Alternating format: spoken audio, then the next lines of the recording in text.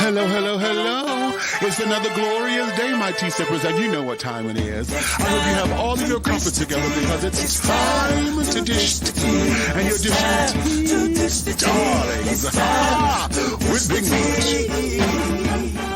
Can't wait. It's time to dish tea with Big Meat. It's time to dish tea with Big Meat. It's time to dish tea with Big Meat. It's time to dish tea with Big Meat. Darling.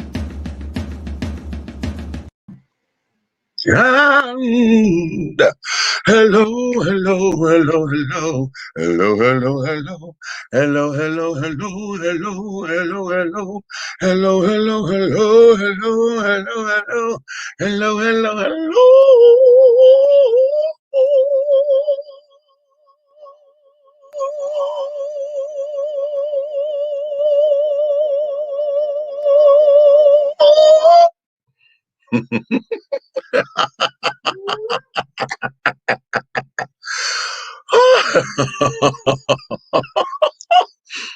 Yes, that still tickles me too. Hello, hello, hello, everyone who are within the sound of my voice, to all of my tea sippers, my crumpet dunkers, my tea brewers, my pot stirrers, and my tea leaf readers. What's going on? What's going on? What's going on? What's going on? What's going on? I love it. Well, it's another glorious day, my tea sippers, and I know you know what time it is, honey. So I'm sure you have all of your comforts together because, darlings, it's time to dish tea. And you are dishing tea, darlings, with Big Meat, honey. And I'm going to bring my co-host in just a few moments.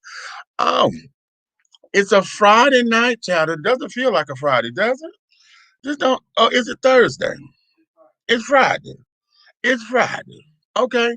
I'll just make the show, honey, because, it's a Friday night. And, the song said just got paid Friday night. But, honey, hell, Miss Melanie Cool done took my damn little paycheck, child. Okay. At least half of it, honey, because my car, y'all know I got a little hoop, right? And my car, we were going around to the different polling sections on election day to go and pass out treats and snacks and water and carrying on.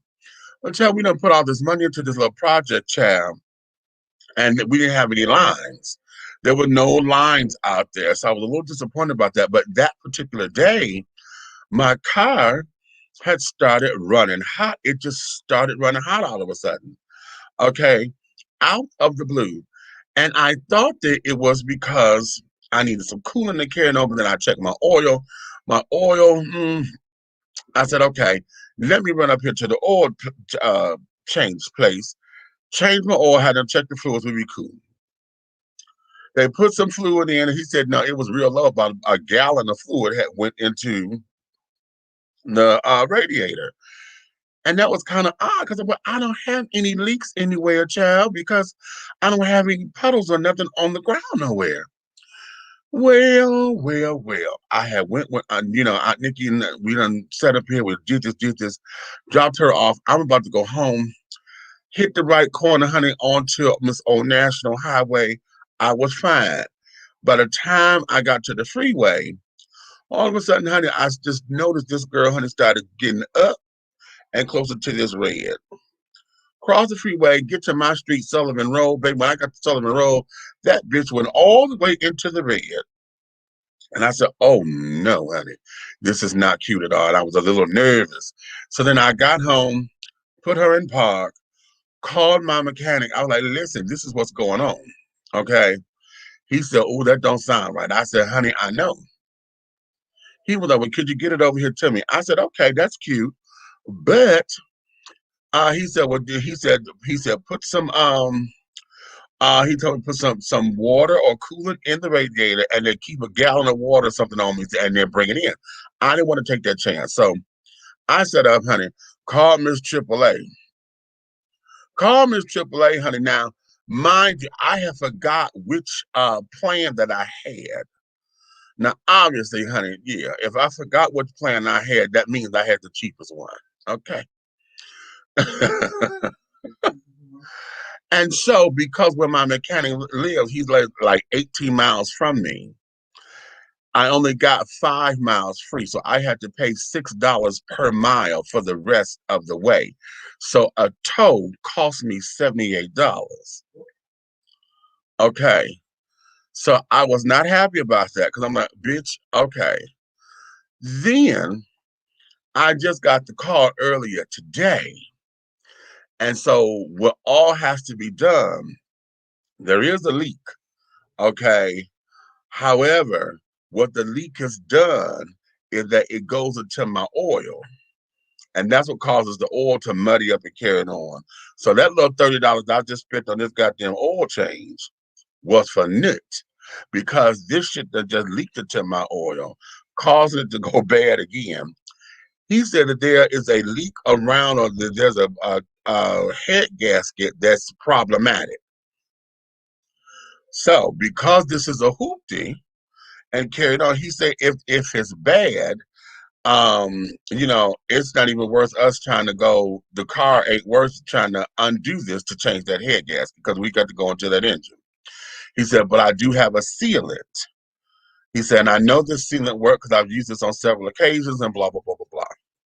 So I said, okay, fine. So with what that has to be done, the flushing, changing the oil, doing this or doing that, honey, that's another 300 goddamn dollars I got to come out of this car. Okay. Now I have budgeted 5. So I'm under budget, thankfully. Okay, but not by much, thanks for this goddamn towing. So those are my dilemmas, honey, with Miss Melanie Cool right about now, honey. You know, I'm not gonna say that she's a lemon, honey, because Miss Thing, honey, she has done well. I've had her since May, but she was a hoop, honey, just a little $500 little do-I-diddy of a car. So the money that I have put into her was has now totaled to what I would have spent for a car. Just to go out and say, okay, I want to spend over between $1,500, $2,000 for a car, a used car. So yeah, okay, yeah. So that's what I've been doing with my stimulus money, honey. My stimulus money and carrying on, and yeah, hallelujah, hallelujah. Yeah, I know, Eric. I know. I know. And that's something I don't really want to do. But the thing of it is, if this sealant works, because hopefully it's just it's not cracked or whatever. I just probably just need a tighter seal on it, whatever. If this works, then we'll probably be able to get through it a little bit longer and carrying on. So yeah, that there is that, honey. I'm trying to at least get to my birthday. If I get to March, then we good. Okay. So let's bring Miss Aunt Nikki up in here. I got her ready and carried on to do her thing. Red gonna come in pretty soon and things of that nature because my darlings, we are going to take us on a trip. We haven't done this in a minute, but we had something planned. However, due to some unforeseen circumstances, child, our guest today had to postpone and reschedule because she life showed up. She had a time, honey. She had a Life time. done showed up. So we're going to reschedule her. So in her place, what we're going to do, we're going to have a little independent tea, honey. Big Red has an artist. I said, Chad, what we gonna do? I said, oh, I did this in a minute. So we're gonna introduce y'all to one of Big Red's artists and carry on. And it's gonna be a sip it or snippet kind of a deal. Okay, introduce y'all to who she is pretty soon, and then we're gonna come on up with that. So be that as it may. In the meantime and in between time, what we're going to do with today's show, honey, it is Friday. It's supposed to be a feel-good Friday. And I'm gonna let y'all, honey, we're gonna have a old-fashioned pickle squeeze. Okay. What the hell is that? I thought we was doing a recap. What's a pickle squeeze? Yeah, right. That's what it is. Okay. Oh, shit. I didn't know. Well, a pickle squeeze, you know how when you squeeze the pickle, you get all the juice out and carrying on. Well, that's what we used to.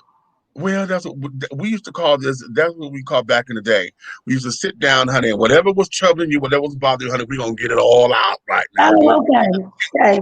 I get the metaphor. I just never did that. I love kosher dill pickles, so I ain't squeezing. I want all that shit. Yeah, I ain't. I'm just saying. But I get it. I get the metaphor now too. Because now I can use it. I can put it in my repertoire. Old-fashioned pickle squeeze. So now what we're going to do is I'm gonna let you guys come into the comments and carry on.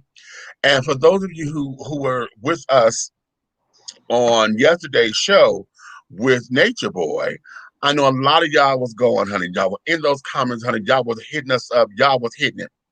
But I said at the end of yesterday's show, the reason why I didn't highlight your comments is because it would have thrown off the rhythm of the show. And to be very transparent, one of the things that I do know about people is that if you let them talk long enough, honey, they're gonna tell you everything you want to know or don't want to know, because it's more than what they say. It's also what they don't say. Okay. You can look at body language. You know how to read body language. You know how to y'all was so big on how come the three girls wasn't talking. Y'all was so big on But that. you know what? To the people who were so big on why the three girls ain't talking, y'all been following Nature Boy long enough to know why. So that was Okay. some bullshit. I could see if it was some people who was new to it, if those were the people that were asking why the three girls ain't talking, he explained it last night. But for the people who have been following him for years, like I have, y'all know goddamn well why they wasn't talking. And y'all know goddamn well they wasn't going to talk. Unless he said, go ahead. That's the way that goes. That's not no shade. That's just what it was. And like I keep saying, I promised to behave yesterday, so I did. I was going to be respectful no matter what. That's why Right. I worded things the way that I worded them from. And the questions that I asked, I told them I was asking from a mother and auntie's elders perspective, because when I see the things that trouble me on anything that they do, the things that trouble me, that's where the place comes from, because they are all so young. And I have a child that's damn near his age. So anybody he got there is younger than him. Right. So I come Hello. from that mother and auntie perspective. So that's where I tried to keep it last night. But Okay.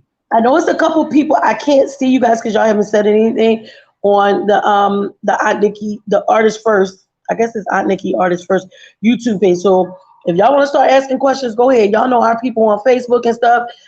Is Eric in the man here? Because let's do it. Yeah, Eric is here. As a matter Eric, of fact, thank you for the recap for well, your what actually, you call. yeah, what we're gonna do, I'm gonna go Okay. ahead on and I'm gonna play his in just a couple of seconds. But let me Okay. go and play uh get to the comments so everybody can see.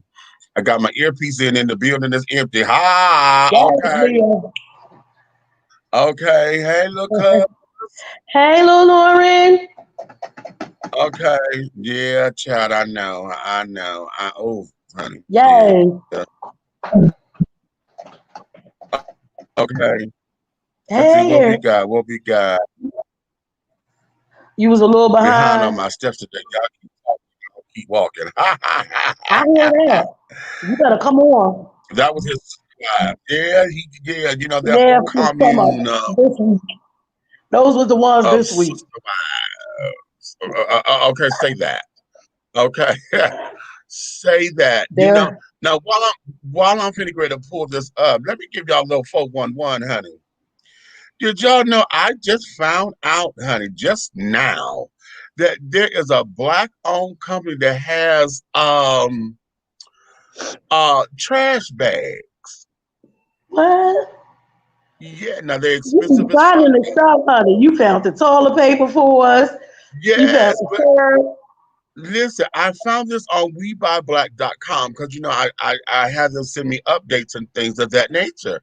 That's what I But need honey, to sign up for.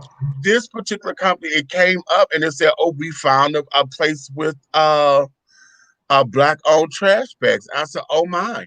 Now the thing of it is, I have to go to their website because I need to see where they come from. Okay, now It's they say it's a 2-pack. Oh, is it really? Okay, now wait a minute, because see, if it's a 2-pack, that may be a little bit of a difference, because they have 40 bags in the pack. Okay, and they're the 13-gallon kitchen trash bags. Now, again, the price point is a little high, but we've talked about that before with dealing with Black-owned companies. Most of the time, and they're getting started off and carrying on. They're not trying to make money. They're just trying to make sure that they're cost effective with what it costs to make the product, advertising, and carrying on. So they're trying to not necessarily even break even. And the So more we buy people, the lower it exactly, will be. They have to make up for people not buying. not buying exactly. So this particular order, they come 40 in a pack, in a box rather. They do have drawstring, zero durability trash bags with secure, break-resistant drawstring closure for easy tying and carrying. Okay. Bag thickness is 22.8 microns. Okay. Okay. So you got some, it's in I was competition getting with, ready to ask you, was that good? I was about to say, shit, I don't know. I just know I buy Hefty all the time or and this, Glad. and this Is is it strong as in them? yeah, it's in that particular weight gain or whatever. Okay. So yeah, but the price point is 19.99, but you get 2 boxes. So that's 80 trash bags. Okay. For 19.99. Like I say, it's hefty. Plus, depending on what no, not depending on where they are, we're gonna say plus shipping because they're not in the store. Okay, so they got to mail them. So we got to see what that's all about. Okay. Now, y'all know I'm a buy them, right? So that I can see what they are about. Okay. They call Sawaz, SAWAA apostrophe S. Are they a public company? I'm not sure, but they may be. Because y'all know Uh, I will buy some stocks in a damn heartbeat, especially if they ain't that high. I'll get in on the ground.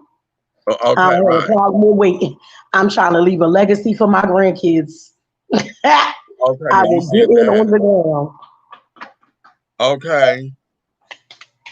So yeah, I'm still trying to pull up this what is it? That ain't right. That's why. Okay, I'm coming to you in a second, but with your presentation. However, I done started talking with y'all about this. Oh, that's what it is. Okay, no, no, no, no, no. I'm glad I came to the site. Is 19.99, yeah, for the two boxes because they're 9.99 each, and that Mhm. includes the tax. Okay, so not it's hefty, It's not too for that, bad. not too bad because when How you look many in at the it, box? it's 40. That's not bad. Think Not about it. bad. Think Right, about it. that's what I'm saying. Because usually you're gonna pay like 7.99, 8.99, 9.99 for the hefty or the glad or Yeah, whatever for a 40 bag. Yeah, yep. that's about yeah. That's Okay. okay. So it's comparable. The thing of it is, is that you have to pay for that shipping and handling. Okay, So because it's they got to be 19.99 plus shipping and handling. How much is the plus. shipping and handling? Does Okay, that depend on where you live? I Or believe is it, so. oh, I okay. believe so. I Where do are they believe so. based? Okay, I do believe so. So Where wait a does it minute. I'm say gonna they go back. based at? It doesn't say. I'm trying to find that now. Oh, Hold okay. on. Hold on. And where's y'all about me? Um, yeah. Okay, wait a minute. Let's see what's on their Facebook page because they do have a Facebook page. Oh, wait a minute. No, hold on. That was the share. Uh-uh. Here it is. This is y'all Facebook. Okay. I'm trying to see what's going on. Okay. So that we can have more of an opportunity to understand who these people are and etc. I'm going to like your page because I can. Why don't you go ahead and go to WeBuyBlack.com and sign? They got a newsletter, right? Or email list or something? Yeah, well, We Buy Black highlights a lot of the products and carrying on, and see what they end up doing is when you go to buy, they end up taking you to their website and carrying on anyway. Okay. Well, I'm saying Okay, though, but they have like an email thing or a newsletter because as long as I sign up for it, then I know to remember to check it. exactly. Exactly. Yeah, so sign up, WeBuyBlack.com. Go there and sign up for the newsletter. And oftentimes they will send you information about products and stuff that's in their thing and all of that. So yeah. WeBuyBlack.com, children. I need to Okay. know why ain't none of y'all call me, text me, send me a message. Eric, y'all said everything. Why y'all ain't tell me that like 99% of the vote is in Pennsylvania and it look like it's blue? We thought you heard that. No, I didn't feel good all day. I Oh, didn't okay. know. I happened to Okay. look a little while before we came on. I was like, it's close, Okay. but it's good. Right. Okay. All right. This Okay, thing is I'm just going through everything. subscribed. We implore you all to subscribe to the newsletter as well. Okay. How about that? How about that? Okay. Oh, you know what? We need to start putting that shit on here. What you talking about? Wait a minute. What I am going to do before we go here, let me tease y'all a little bit. Let me tease y'all just a little bit, honey. Are y'all ready? Y'all ready? Are you ready? I don't know. I Check be this out. scared sometimes. Check, Well, I be check, scared sometimes. check this out. Here, just check it out. All of these states that we've won tonight. And then you take a look at the kind of margins that we've won them by. Frankly, we did win this election. Will you shut up, man? Listen, Mr. Vice President, I'm speaking. I'm speaking. On your left. Assemble. I don't know who the hell did that. And baby, who took the time to Edward, do it, but y'all came on through there. Now I was about to get mad because I ain't see Miss Obama. Then when I seen her, well, you saw her walk, honey. Corey with your big head son. Yes. Whoever did that, God bless your heart, honey. Let them know Okay. every vote is going to count this time, There had bastard. to be 007 up in there. Hello. Yeah, right. Okay. They brought him. Okay. What's her name? Supreme Court Justice. Okay. Ruth Um, Bader Ginsburg, honey. They brought them yes, they all, brought baby. Ginsburg. Yes. They gave that. They gave that all day. Okay. Loved it. All day. Okay. That Well, if that they were gonna do it, they should have just put T'Challa in there too. For real, they should have just let his face be shown. I'm just saying. over. But it was Yeah. nice though. It was Okay. nice. I ain't gonna complain. Okay. That was the bomb. But okay, fantastic. Ah, Hey, okay. Amy. So let's go here. What I'm going to do, I have to share the screen because I was trying to upload it here, but it's a little too long to upload in here. They only give you so many megabytes. Okay. So we're going to share this particular screen and let Buck talk a little bit. Okay. Wait a minute, I want a full screen. And we go. Hey, what's going on, y'all? This is my reaction piece to the interview I saw yesterday on the Dish and T network version known as Dish and T with Big Meech. Basically making this quick little video to let you know what I thought. Personally, when they brought on Nature Boy, he is the leader of the Group Carbonation. I was expecting it to be a wild, crazy tale of some crazy nutcase cult situation. It was far from that. I want to give a shout out to Big Meat, Auntie Nikki, and Big Red because they are the reason that conversation went the way it did. Do I agree with everything that Nature Boy was saying or what he was about? Not completely, but I do agree with his right to believe as he believes. As you see, when you have the interview with him and you allow him to explain himself and to show what he is about, you get an understanding of why he came to the conclusions he did in order to come to this point in his life where he not only believes as he believes, but have others to follow him in those beliefs. He's been through a lot as a person. And he's also a person who has taken a lot of time to do some self-introspection. He's also clearly learned some things about the importance of diet and mindset and what have you. And I think these things lead to him getting to the point where he created this, and I don't even want to call it religion. It's basically a mindset and way of life that he and his followers have started to incorporate within one another. In the end, I think what it really boils down to is he's a young man who basically, because he grew up with no true family, created a family of his own through his teachings and what he thinks. I definitely am thankful that we saw that interview last night and it played out the way it did.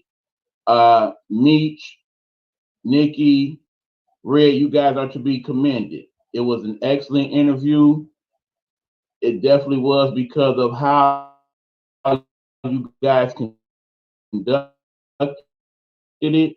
Yes, there were many comments, various streams in which your program is broadcast under. You basically didn't necessarily ignore them, but you incorporated what you were seeing into the conversation.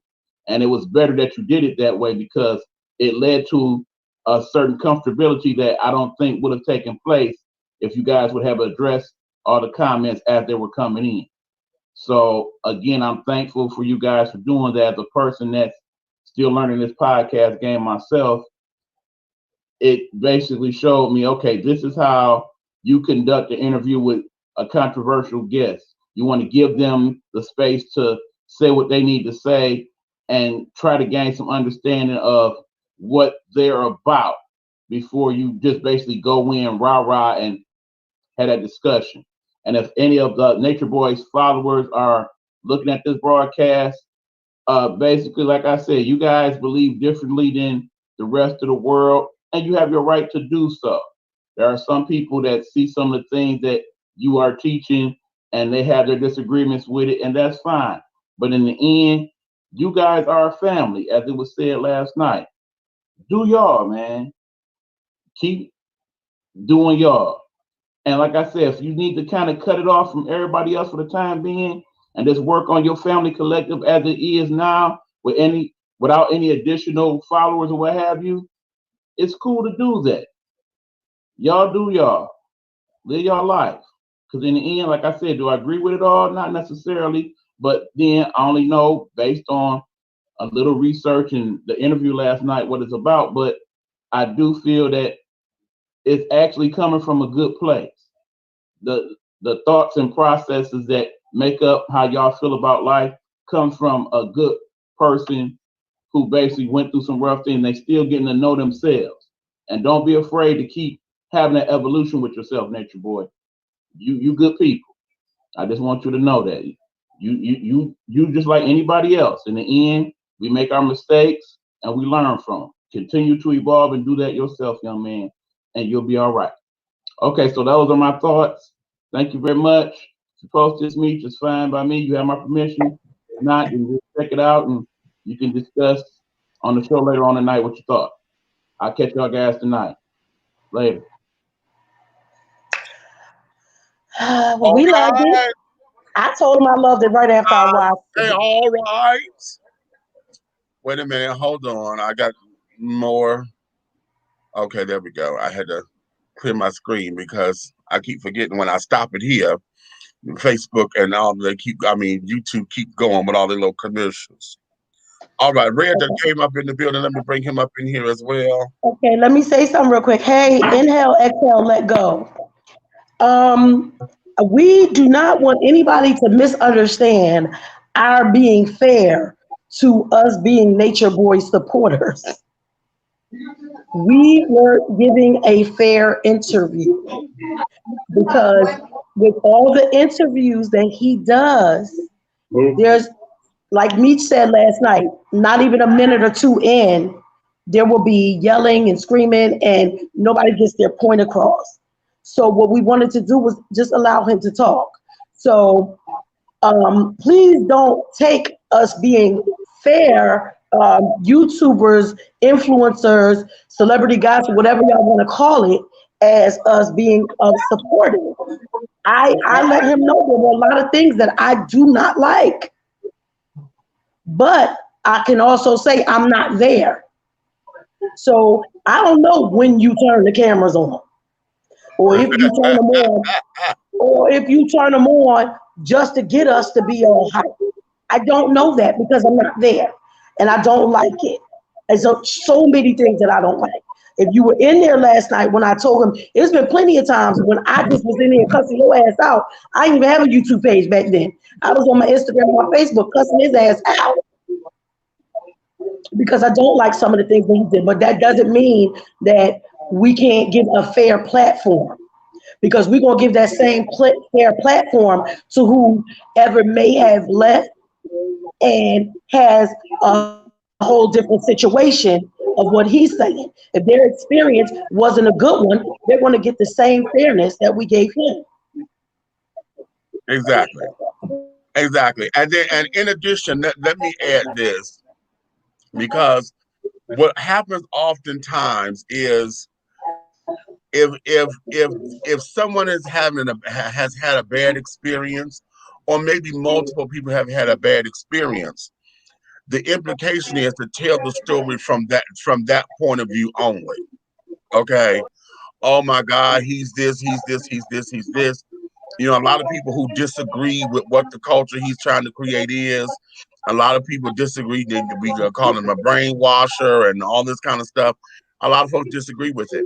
But what we were able to do was allow him to tell his story the way he want to tell it, that he's going to get it out there to the people, so that the information is out there firsthand and without it being told through a third person, so everybody can understand what it is, and you can draw your own conclusions. Noise. Okay.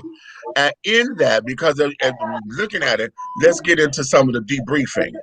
Some of that shit, because if y'all were through the whole thing, y'all heard me when I told him, I said, "Oh, see, I see that you are a charmer. Okay, this is your shtick, honey. You charm We got these folks." background noise.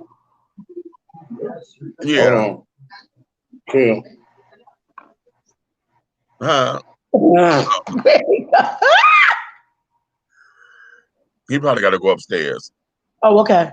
Okay. To the studio. Oh.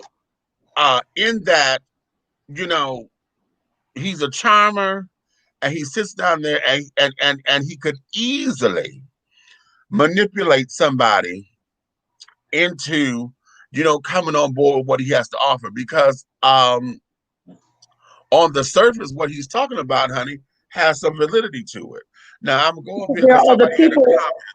I was going to say there are other people who want to be on that kind of nature-like journey, being close to nature and stuff like that. I think my issue, even prior to speaking to him, was if there are a lot, especially a lot of young people. Mm-hmm. Oh yeah, I told you, Lauren, exactly to that when she first put it up. He learned how to manifest brainwashing with limited real education of what he's trying to practice. And Right. and here's it's not necessarily brainwashing. What it is that you can sell your brand of bullshit to someone who don't know that it's bullshit. Okay? Let's I'm look gonna disagree a little bit. I'm just saying, only because. Hold on. It's like this. When you watching television and you don't know about a product, okay, they gonna sit down there. If they don't get your favorite celebrity to endorse it, they gonna sit down there. They gonna find a way to where it's going to tickle your fancy. Now, if there's something that you ain't interested in, because I don't care how good it looks, I'm allergic to shellfish. But I know Red Lobster will sit down there and put the biggest jumbo motherfucking shrimps up there on that damn TV. Okay. And got the shrimp scampi and the this, that, and the third, honey, all the butter sauce and them delicious old Red Lobster garlic biscuits and shit. Oh, it looks fantastic. I know I can't fuck with it, but it looks good. you know, so they know enough to tantalize you. So, but my wheel is I can't do it. I can't fuck with it.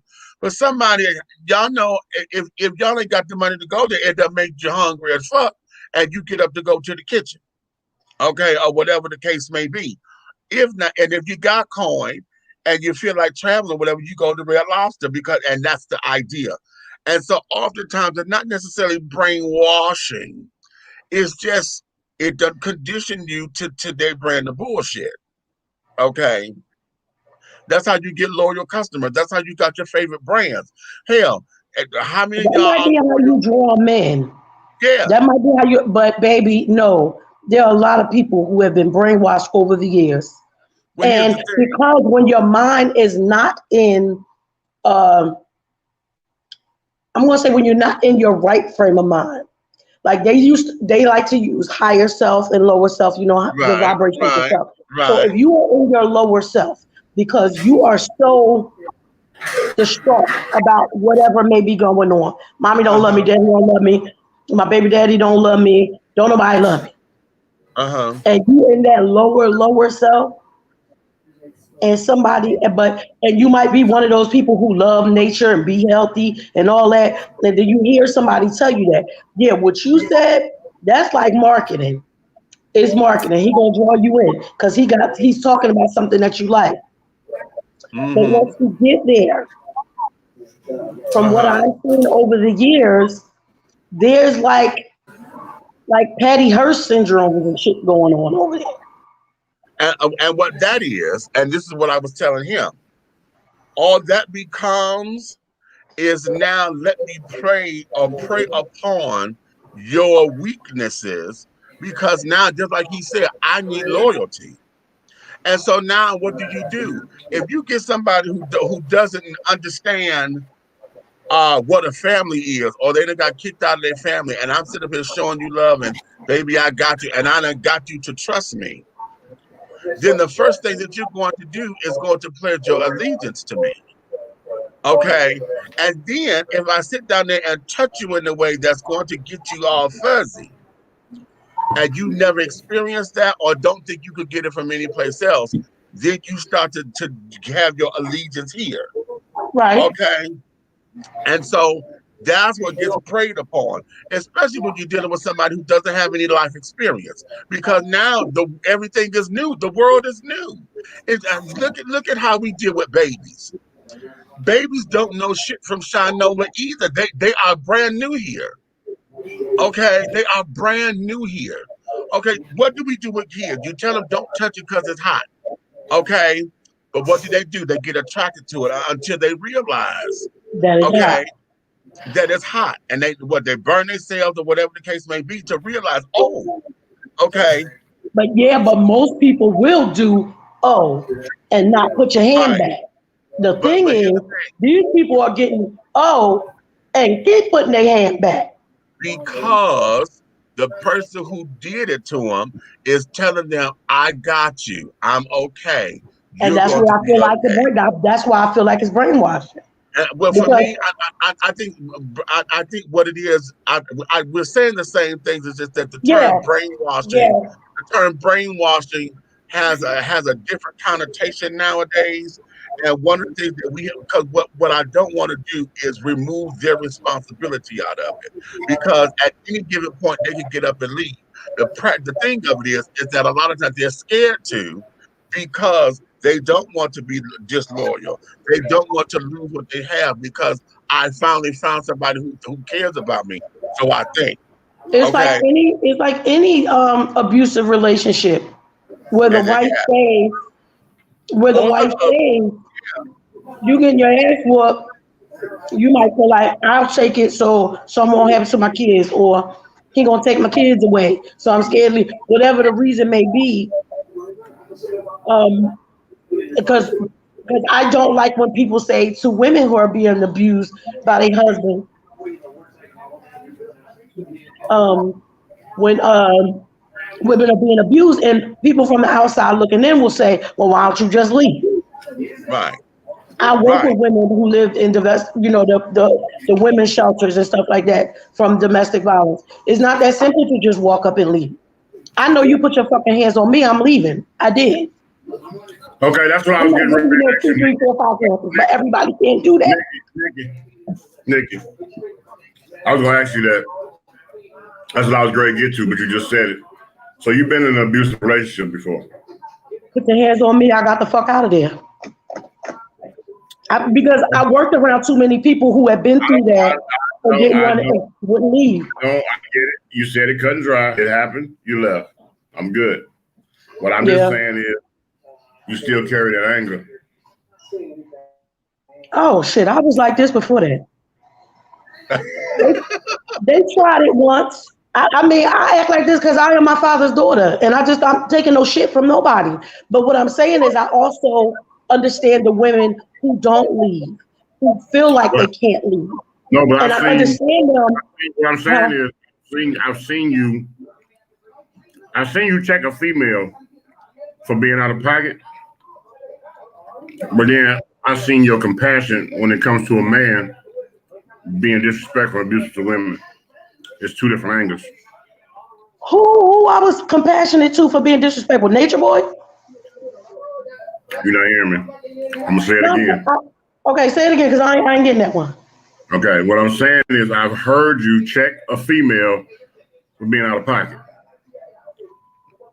But then I can hear the doggone damaging when you check a nigga. It's different. How so? You gotta make me understand so I can understand it. Okay, here it is. You slap the bitch, but you shoot the nigga. Is that good enough for you right there? I shoot the nigga because I can't beat his ass. No, that's not it. That's not it. No. What he's saying is you give equal time. It's not like you coddle one. You remember how folks used to say about Oprah? Oprah used to sit up there, and because the woman was in this relationship or whatever, the woman was always right and the man was wrong. And then she had her aha moment because it was the woman in the wrong. And she said, you know what, wait a minute. If this was the other way around, if you was a man, I'd have said such. She said, damn, I am sexist. And she said that on national television. And then she got in her ass. Well, wait a minute. How come? Okay. Because a lot of people don't realize they carry that. A lot of people don't realize they carry that. It's not negative against people, but it's human nature. A lot of people don't know they carry an imbalance when it comes between man and woman. Right. Yeah. Because I know, like Red, I think you talking about like a lot of the times when I tell women, listen, at the end of the day, you can't beat no man. And when you bucking up and acting crazy and one too many times in his face or hitting him, and then when he go to hit your ass back, now you act like, oh my God, I can't believe you did that. Well, bitch. And what I always tell women is, listen, a reflex will get you fucked up. Because he might not even be meaning to hit you. Exactly. But your natural reflex to somebody hitting you is to hit him back. I'm not mad at no nigga that has a reflex or a self-defense moment with a woman. I'm mad at a nigga that blatantly jump on a woman. That's where I am. Right. And because that's he knows he can. That's where I am. Because people always be like, oh, you think it's all right for a man and a woman? No, what I said was stop thinking you big and bad enough to hit a man and then his reflex hit your ass the fuck back, and then all of a sudden you want to, oh my God, oh my God, oh my God, I can't believe you blacked my eye. Well, bitch, stop hitting him. Just because like what he was saying last night, because he wanted to sit down there and make that a little different. That's like I was like, oh, wait a minute, because that got up under my skin. Because when he said, okay, a pimp, beats his gun because she didn't bring this money in. Okay, but what I do with mine, that's a little different, baby. I know y'all saw the hairs on my back stand up, and I had to pull it together because I'm like, okay, no. I replayed all our faces. I replayed all of our faces. Did y'all get the screenshot that McMillian sent? Did y'all see it in the Dish and Tea thing? When you get a chance, she took a screenshot of all our faces. I don't even remember which comment it was about, but it must have been some fuck shit because all of us was like, and Red's was the worst. Okay. His face looked like this is some bullshit. I know I'm here to keep the peace, but I'm about to pop. She's my wife. And the whole thing of it was that it became this whole big old excuse. Okay, it became an excuse because what the fuck do you mean that that's different? And now, I watched the girls fight the whole thing. Well, okay. Did you hear him in the background? Yeah, that's I wanted to hear all that because I was trying to see what the thing of this was, and then you try to sugarcoat it by saying, "But we had to get this out because y'all been wanting to fight each other for the longest." And then I'm like, "Wait a minute." True, because Nana wanted to fight Malia, but Malia never wanted to fight. And then when they did fight, and Malia, basically like tapped out. Yeah, she whooped Nana ass. And if you watch the interview after that, he didn't like that. Because Nana's supposed to be that bottom bitch. Okay? Right. But what you didn't like was Malia tap that ass. After the fact, you made them go on live. You made Malia apologize to Nana for being disrespectful and made her kiss Nana's feet. I didn't see that part. Bitch. Okay. And then put Malia in the corner. Now, all that bullshit, all of that, Reach, go get in the corner. Exactly. All of that bullshit, here's where it is. Because, I just remember something that it was important. It was on my list to answer, but we got into we got into all the other stuff. How the fuck you put a grown man in the closet for 2 days as a punishment? Because he had feminine energy. Now, because he got feminine energy. Exactly. I mean, he answered it, but I'm still like. Wait a minute. So, here's the funny part. So, he put him in the closet so he can come out the closet again? How about right. Shut up.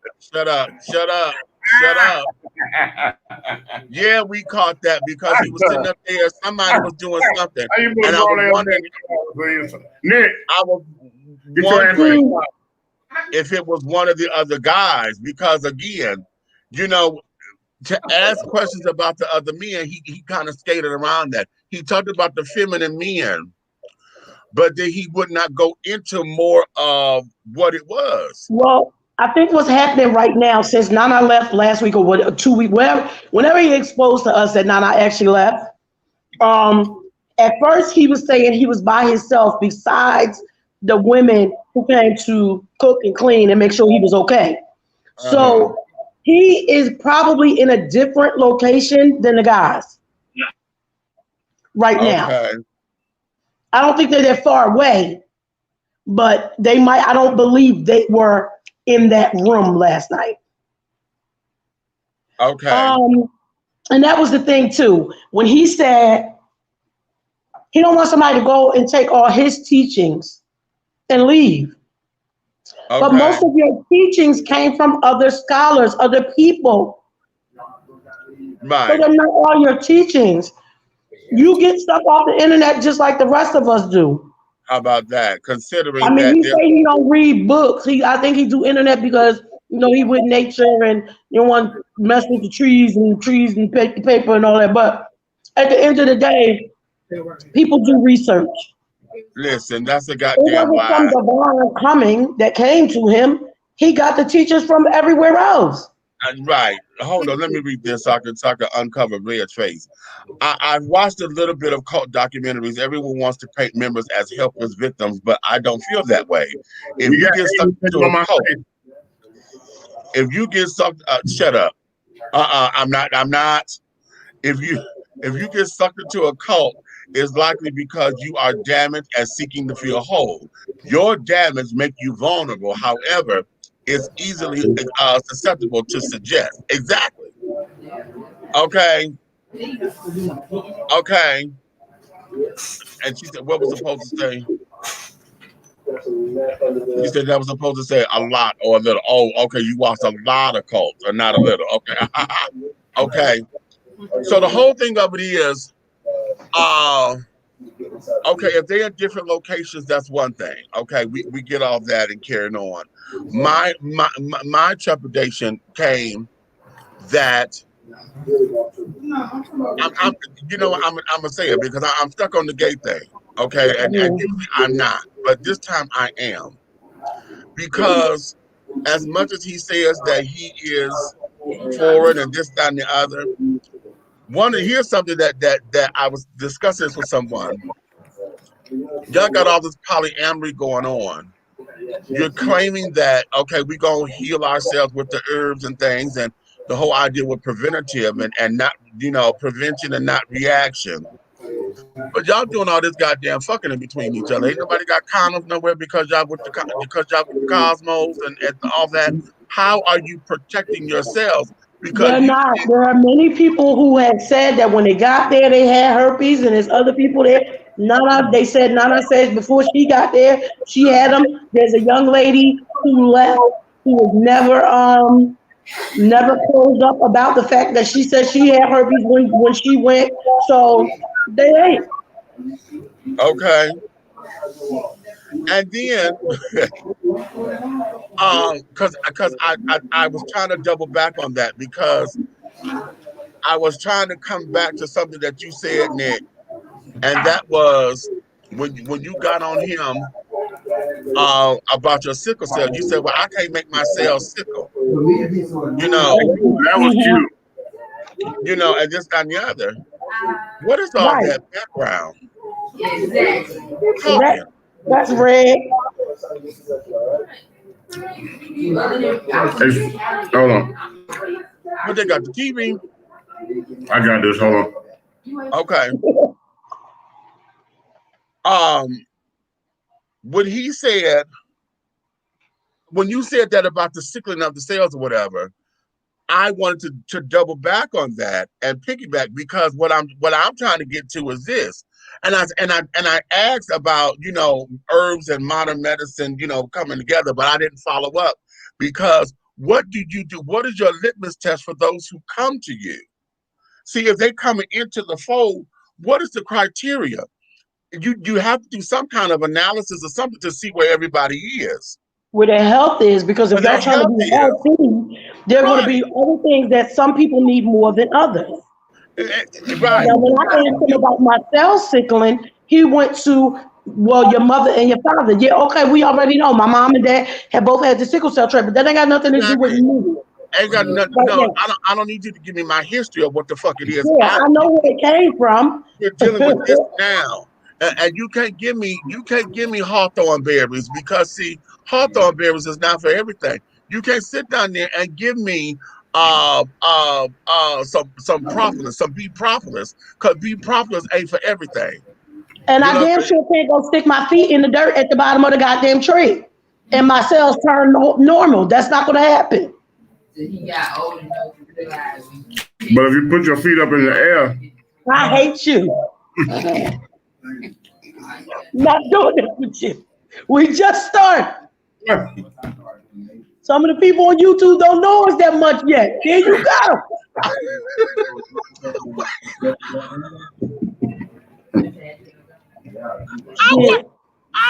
What?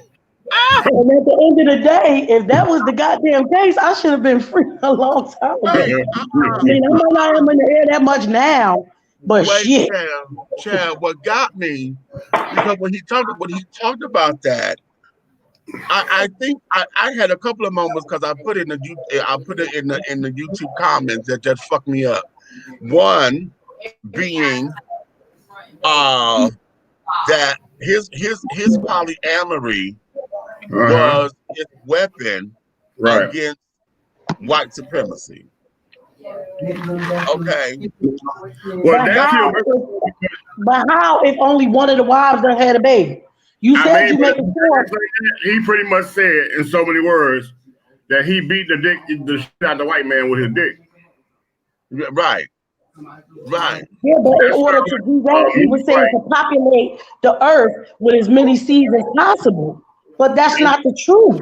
If that was the case, every one of them little chicken heads that was sitting there should have been swole up pregnant. Exactly. That's what I'm saying. That's why that's not the truth. that was not the truth. Because since you've been in carbonation, like his other son was his son before he started melanation and carbonation. Yeah, it was ma'am. people in the background, Leah. It was other people. But those women that he have on the couch are the women that he always has right there when he's talking. There was a girl that they said was pregnant by him, and either she left or he put her out, however that went. So that was another one he was saying he's never got a chance to see that child. But all those women, like when he said those ones sitting there right there would never do that to him, and why they ain't had a baby? Right. They ain't pregnant. They Right. been there. Wait, and see, here's something else. Because and again, I want to go tit for tat with him because this is his business.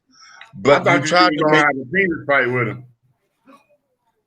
I didn't want to have a penis fight with him. I just wanted to see it because he kept talking about how big it was. I was like, okay, now look. I told you go pull her up. And then wait a minute, because honey, and what it was. You don't is, shut the fuck again, up, me. what?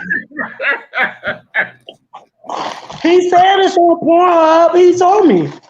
Listen, it was if y'all paid attention to his rhythm when he got to talking about sex, okay, that there was very spell-like, okay, because let's come. I said, oh, okay, hold up,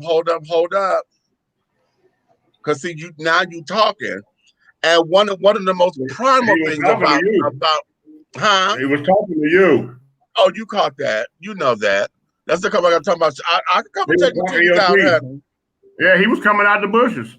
Ain't no closets out there, but he was coming out the bushes. Right. He ain't in no damn jungle. He in the Airbnb.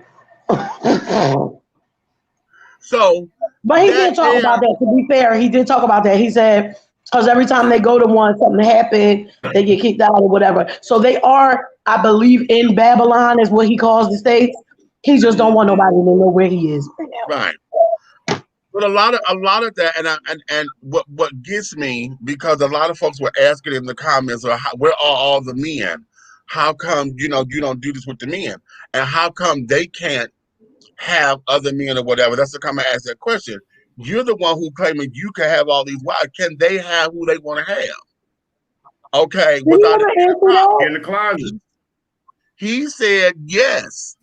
He said yes, and then and then the backstory is that oftentimes that they don't want to go through all of that because he gives them what they need, and that's what he got talking about the feminine men. Okay, most of the men are feminine. And then he said when he said that, Meech. Okay, when he said that he came out with the feminine man shit right behind. He said, that he give them what they need. It was sounding to me like he was pretty much trying to say that he smashed them niggas too. Hello. Now, and I can say that he uses the sex as a weapon, not for the white people, whatever. But I watched him a few nights ago tell the women, and this is since Nana's gone. This is a few nights ago. He said to them, because they was a little tipsy, so the girls was talking. They was all drunk. And they was talking about, because Baba do it good, and he do this, and he do that. He was like, see, that's why I can't fuck them every night, because see how they get? They're going to want it all the time. I got to hold it back. So you're using sex as a weapon, so you go and you dig them down, and then don't give them none. Here's where it is, sweetie, and this is the part that I think went over everybody's head, and that there was this. Honey, you claiming to be the husband and supply their needs, not their wants, because that's what the dudes are there for. This here ain't nothing. This is Roman culture. Now, y'all watch the movie Caligula? Yes. If you haven't, go watch it. That just scarred me for life. I think I was too young when we watched that. I loved it. Caligula was about the whole Roman Empire and carrying on, and it set up and showed you what it was. Women were treated as property, and they were for their sex was only for propagation. What, girl? Okay.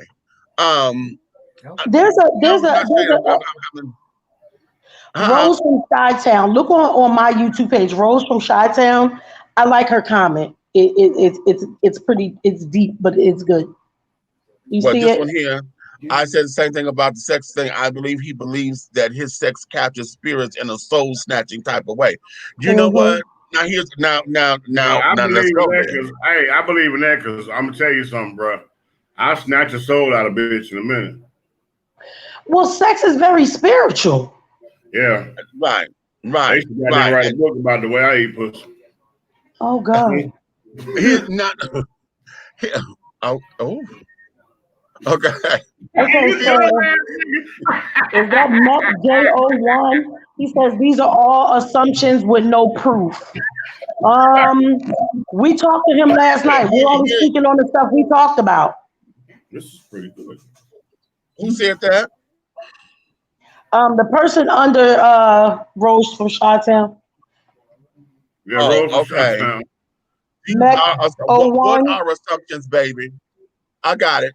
Tell me what you say are assumptions, because I want to hear your voice. Because if you're someone who follows the teachings, then I want you to put down here what are the falsehoods. Because when we talked to him last night, he never said he slept with the men. He told you to get me. He said he never said that he slept with the men. No, but that's wrong. That he may not have slept with the men there at the complex. What he told us his past was he was gay for pay, and he paid for it. He got paid to do it. So now, and I don't care what you say. It sounded to me. I heard that he was smashing for passion, and the loyalty he was getting, like you said, was based on what he was doing for them. And this is what he said too. Now catch this, because he said he is not attracted to masculine. Okay. He's attracted. He attracts feminine men. Hold on. He said, I attract feminine men because that's in my chart when he did his astrological chart. Okay. He said that's in his chart. All right. So the men that come to him, now mind you, they come on their own now. Exactly. They come on their own. So they come to him. Okay. Now, he said that I'm not attracted to masculine men because me and a masculine man, we bump heads. He definitely did say that. We bump heads. But all of the guys here are feminine men. He did say that. And then he says some of them are bisexual. And Meg J, what you might not have heard, you can easily go back and listen to our thing. But if you're talking about not hearing him say that he was gay for pay, he absolutely did tell us that. But he didn't have to tell us that because he's absolutely said that on other publications when it first came out. When somebody found out that he had been doing gay porn and stuff like that, and in the beginning he did, I think it was Young Pharaoh exposed him or whatever, and in the beginning he did say it wasn't him, but then he came out later and said, yes, I was gay for pay. He said it, and I believe he said it again last night. He said it like, remember, he tried to, he wanted to school me on what it was called, because remember, he said what they called it. He said it, I heard it. Okay. He did say it. She might not have been in the room when it was said, but he said it. We was on there for 3 hours last night. He said it. And so now, and then because he left that part ambiguous, because if the men there are feminine, and you said you are attracted to feminine, that means that you fucking these boys somewhere. Oh yeah, because he said he attracted to transsexuals, right? Right.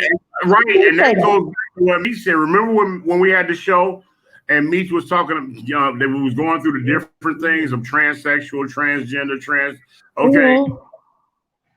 When he said that last night, it lined up with what Meech about that, because it's not about this man looking at another man. He's looking at a woman. He's looking at a woman. He's looking at a woman. He's attracted to women, but this man decided to turn himself into a woman. What he sees is the femininity in what this man created himself to be. And that's what he's attracted to. I understand his action. Once I learned the natural law of attraction, but that right there, telling the world that you're smashing. I'm not doing that. Wait a minute. But Wait at a the end minute. of the, go ahead. Wait a minute. I want y'all to understand something, because see, here's something that's the underlying current. Okay. Being attracted to feminine men usually means that they are on the bottom. They're not using their dicks. So that means he's topping. That's what I was saying. He got to be the top master. He's the Messiah, right? Right. And that's the point that I'm bringing out. I'm stressing that point because when he said masculine, we don't, we bump heads. No, two masculine guys are basically two tops or whatever. He's basically saying, I don't bottom because I'm attracted to feminine. Okay. Right. Now those are all implications, and these are the inferences and the context clues. Wait a minute, Meek. Wait a minute. First of all, when did we say that he slept with children? We never said that. So don't bring that on our platform, because we never said that. We never said that. We never said that. So don't come on my platform. You're on my YouTube page with that. We never said that about him. Actually, I said I understood why he was saying from now that he didn't allow other people's children to come once they started saying that he was a pedophile and stuff like that. So when he said, I didn't want other people's children there because I didn't want nobody to say that I touched him, I told him I felt him on that. So well, please don't do that. Don't do that. Wait. Now see, hold up. Pump your brakes, girl. Hold up. Because she's not saying that as an attack. I think she's trying to clear up some things. But nobody talked about that. How you gonna clear up something that we never brought up? Nikki, stop. Let me clear it up. Hold on. Because she said she's not saying that. She said, yes, they come to live there and follow his teachings. No one who's left there has ever said he slept with the children. I know his history. Been following since melanation. Meech, I read what she said and I understood it clearly. I understand what she's saying clear. I know she didn't say that we said it, but nobody was talking about that. Nobody was talking about nobody leaving saying that he slept with children. If somebody said that on another platform, okay, but we didn't say it over here, nor was it discussed or talked about. So I don't want it. She's on my YouTube page. I'm reading it. She's doing this on my YouTube page. So I don't want nobody thinking that that's what we're saying or even implying. No, I don't like the way he does things, but that was never brought up. So yes, I didn't misunderstand what she said. I read it clearly. I understood it clearly. And I'm also telling her what's not going to be said on my page. Wait a minute, girl. Wait. What I'm telling you is you hot. Yeah. Calm your ass down. Well, I'm hot because I'm sick of people, especially when people, she's saying she's known since before melanation. Right. So she's been around just like I've been around. So I can have these arguments. And the reason why I stop y'all too sometimes is because, yes, y'all got the cliff notes. I've watched almost every single video for almost 4 years. So even though I don't like his teachings and I don't like most of the stuff that he does, I'm not going to let nobody say or imply nothing on my page. 5.7 hear me. 5.7 hear me. Read that. Read children that. Was a typo. Okay, she said sorry, children was a typo. Okay, sorry. But he didn't. But he said that out of his mouth. Nobody else said it when they left. He said it. Right. And now that's what we're trying to explain to you, sweetie. We're telling you what came out of his mouth. And then what I just gave, like I just said, some context clues and shit and other inferences that I believe was subtext of the shit that he was implying. But what we have said about him being gay for pay, about him having had sex with men, he did say that he said, I don't sleep with men because I don't like masculine, but then he laughed. And then he said, but I attract feminine guys, and all the guys here are feminine guys, and some of them are bisexual.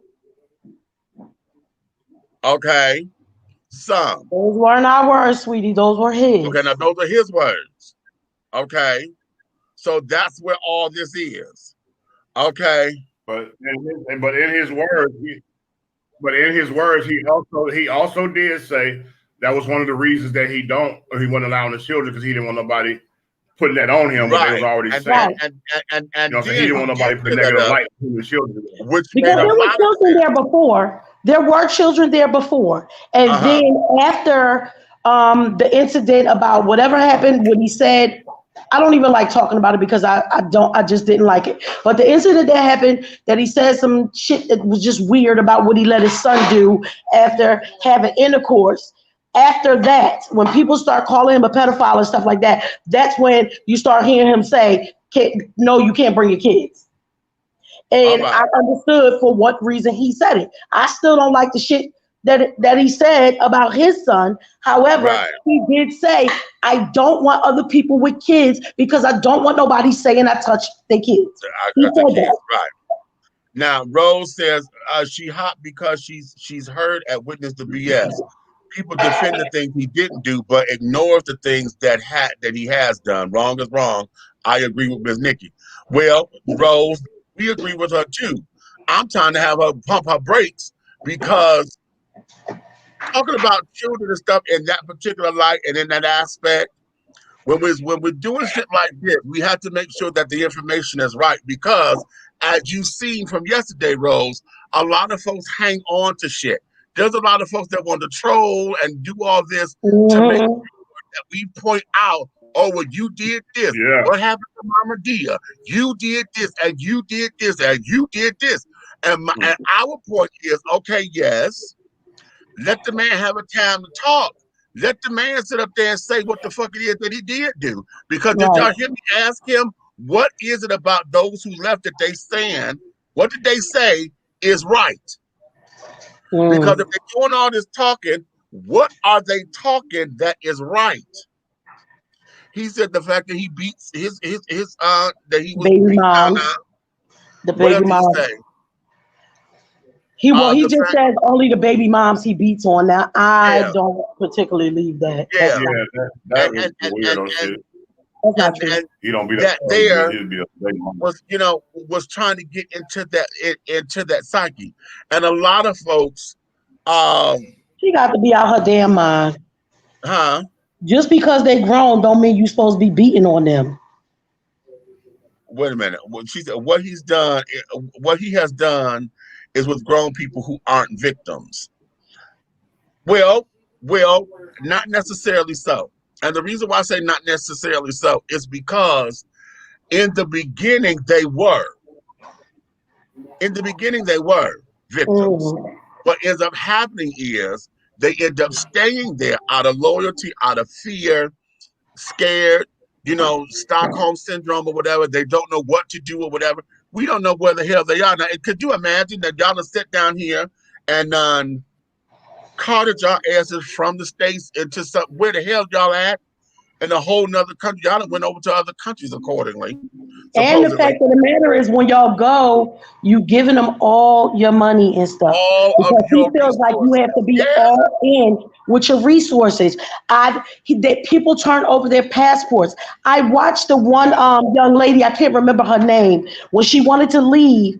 It wasn't that they were absolutely stopping her, but you can hear all the people in the background yelling and screaming. She locked herself in the room, went on live, and was like, I just want to leave. They won't give me, they had her SIM card. She was like, if y'all see, I'm not going live from my page. I'm going, whoever her baby daddy was in the thing, she was going live from his page. Because when she locked the door, she had his phone. She said, I just want my money, and I want my passport, and I want my SIM card. How about then that? He stayed that night because they were all up, like, I guess wherever they were, the house was like at the very top of a mountain, like a big, not quite a whole mountain, but bigger than a hill. Right. And so when she went to go leave the next day, they were all crowding around her. She has a baby in her arms. They crowded around her. They talking all this stuff. Now, Chief wasn't there, but he was on the phone. So I guess, now what I can say is he did say, let her go. Right. You want to leave? Let her go. Okay. I don't know what was said before that, but that's what was said on there. And that's probably because at that particular time, he had already done made up in his mind he was done with her. Right. But remember, okay, that's what he alluded to last night when he said, you know, when folks leave or whatever, then I have to X them off because they're not down for me and all that shit that he's dealing with on his own, which repeat. And what you say, if they're victims, then they're willing victims. Yes, I would give you that to a point. This is where it gets complicated because yes, they are. This is why I'm saying we cannot negate their responsibility in it. But at the same time of not negating the responsibility in it, it's easy to put all the blame on him because he's the manipulator of it all. Okay, he manipulates it. He knows what to do to get the roar and the stir and this, that, and the other. Same thing like we saying about the incumbent. He claimed he ain't a racist, but you know how to speak their motherfucking language to get these bitches out here to do what they do. Come on. Okay, it's the same concept. So willing victims. Yes, to a point, because just like he said, I didn't ask you to come here. You came here on your own. And when you signed up to come here to me and to be a part of this, you knew what the fuck you was getting yourself into. So you thought. But again, one of the things that we know is dealing with young folks, young people in their late teens, early 20s, and you coming into your adulthood and you think you know every motherfucking thing until it's time to do it. When you get so far into it and you realize this ain't for me, you done committed yourself to something. And then now life just snuck up on your ass. How many of y'all have been in gangs? Now, I've never been in a gang, thank God. But how many of y'all thought that y'all was in a gang and they beat your ass to get in it? And then you thought it was going to be easy to get out. And they said, no, I always thought that was the dumbest shit I ever seen in my life. You want me to let all you motherfuckers whoop my ass. And then I'm supposed to love all of y'all. Right. After the fact. We blood. We this. We that. See, that's why a lot of people do. Those are not real gangs. Those are bullshit ass motherfucking neighborhood socialites or whatever the fuck you want to call them. Those are ignorant ass people. A real gang, you don't motherfucking get beat into the gang. How about that? Okay, I don't know where that fuck shit came from. That's that. What about the girls, though, if the boys get beat in and the girls get fucked in, what the hell? Okay, hold on. That's the little Billy and motherfucking Sarah and motherfucking Becky shit. All right, because you got a lot of girls that put in work in the streets that motherfucking trapping in the zone and motherfucking get money for the motherfucking team just like everybody else, and they don't have to fuck to get in. Geneva says, I disagree that they are willing. In the beginning, they came open, but once they saw the truth, they became afraid. Their willingness was taken. That's what we're saying. That's what we're saying. I believe in the beginning, because they are willing. That's what it starts. They're willing because they came in, and when everything got laid out and said, okay, you're going to do this, this, this, and this, and you say, yes, I agree. Look at how we did for AIU. We came in that motherfucker, we agreed to it, they done sold us this, and this. But then when we got there, goddammit, they said I learned more off YouTube than I did getting that damn degree. They flipped the script on us a little bit. Now all of a sudden we can't do this, and that means this, and this. Oh, well, you can't take that class because it's out of sync. And this class is not offered, but yet you still want me to pay for this. Okay. You told me that if I get this financial aid, it's gonna pay for everything. But now that I'm here, okay, now that I'm here. How about this one right here? Which one? Hello, everybody. Welcome to AIU. Welcome to AIU students and everything. We'd like to thank y'all for being part of AIU and joining the team. How many people I have here that's in music and media production? And okay, we got 5, 6, 7. Okay, all of y'all are film students. Next, do we have anything? Right. Okay. Wait a minute. Okay. Hold on, I got a better one. When McMillions is now getting her bachelor's degree at AIU, and the professor, she has questions, and the professor says, well, ask your mom. Bitch, AIU don't pay me. I paid y'all, just like she paying y'all. Now she knows and she letting you know that she know, but how the fuck you tell her to ask her goddamn mother? You supposed to explain that to her, not me. How? Now we used that Geneva as an example because the concept is the same. Okay. Now, wait a minute. Amy got something that's real cute. You guys keep talking about how messed up it is that he would beat people. Didn't he suffer through the foster system as a youth? You learn how to love as a child, and if you learn that you can be beaten and loved, then you don't see anything wrong with it. I'm not saying it's okay, but I'm saying he can't see what's wrong. Oh, he sees what's wrong because we Amy, saying that don't hurt people, hurt people. Hurt people. Hey, we hit that last night, baby. If you put Amy on my face one more time, we go together.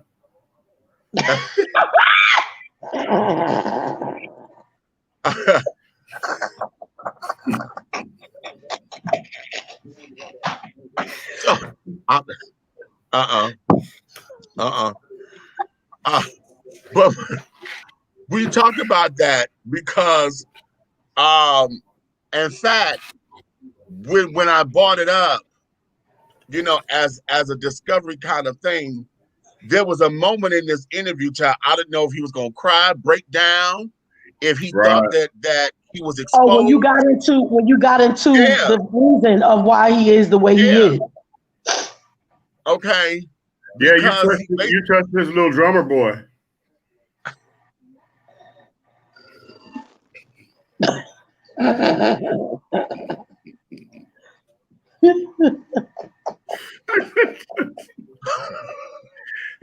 Misha said it's deep down inside of you, and in your youth, and this is what happened and everything. And I said that nigga looked back. He said, "Ba-rum-ba-bum-bum." I hate you. But then for people who, because I think some people are thinking that we're bashing him, and I'm not bashing him. We're just talking about what happened and what happens, and that's why my thing was, you need to keep what you have. If what you have is what works, stop trying to bring other people into it. Teach from a distance. Right. It's not, Geneva, it's not. You can pass on some stuff that you want to say or teach, but first of all, he has a selfish thing inside of him because of the abandonment issues. So that whole thing about I don't want nobody to leave and take my teachings with them or whatever. First of all, like I said earlier in when we first got on, they're not yours. You learned them and you're teaching them. So you should be able to teach somebody so that they can teach somebody else. Exactly. You should never stop learning. The day you stop learning, go ahead and close your eyes because you might as well go ahead. Right. I didn't catch a lot of video. I'm probably. You're not. No, you don't speak out of turn, Amy. No, you was dead on. You're right on it. You're right on it. You good? Oh, Amy, you and me, you and Red go together now. His the way he loves. Amy, you and Red go together now, because he told me the next time. I'm just saying. Okay. Don't you get up thrown off the thing. All I'm saying is. His loyalty and his way of loving, it shows a massive amount of selfishness. Yeah, exactly. You know what exactly. And how are you gonna love? That's what a lot of that was. Yeah. And he never wants anybody to challenge him. If you notice, most of the time the people that leave are ones who challenge him on one way or another. Exactly. Whether it's girls or guys. You challenging him in a way where he feel like he's not supposed to be challenged. And what you do to challenge him says that he's not in control. Right. See, that's no free will. There's no free will. Right. Lauren, what you say is based off the person there. There are many who have been in their worse situations than him and didn't let that mold their hearts into a black hole to where now they are the abusers. You know, cause let me say it like this. Many who have sought to come out of it. There are those who have not turned hardened and blackened and carried on because they were given avenues or they found avenues to keep them onto a path that didn't harden them. You and I both know, look at our family. Look at the folks in our family. Look at those who self-medicate. Look at those who run and do all this other dastardly shit. Because there's folks in the family I choose not to be around them for a reason. Fuck all that bullshit. Because I don't have the strength to sit down here to collar you or try to unfold all of your bullshit and we in the same family. Hell, I know some of it because shit, we the same family. Right. Okay. So the thing of it is that folks end up doing a lot of stuff that will harden them because they don't want to let it go. A lot of people harbor it because it gives them something to it gives them life, basically. I was going to say the hate is their fuel. Is their fuel. And it so fuels because that's what they feed, and they can't let it go.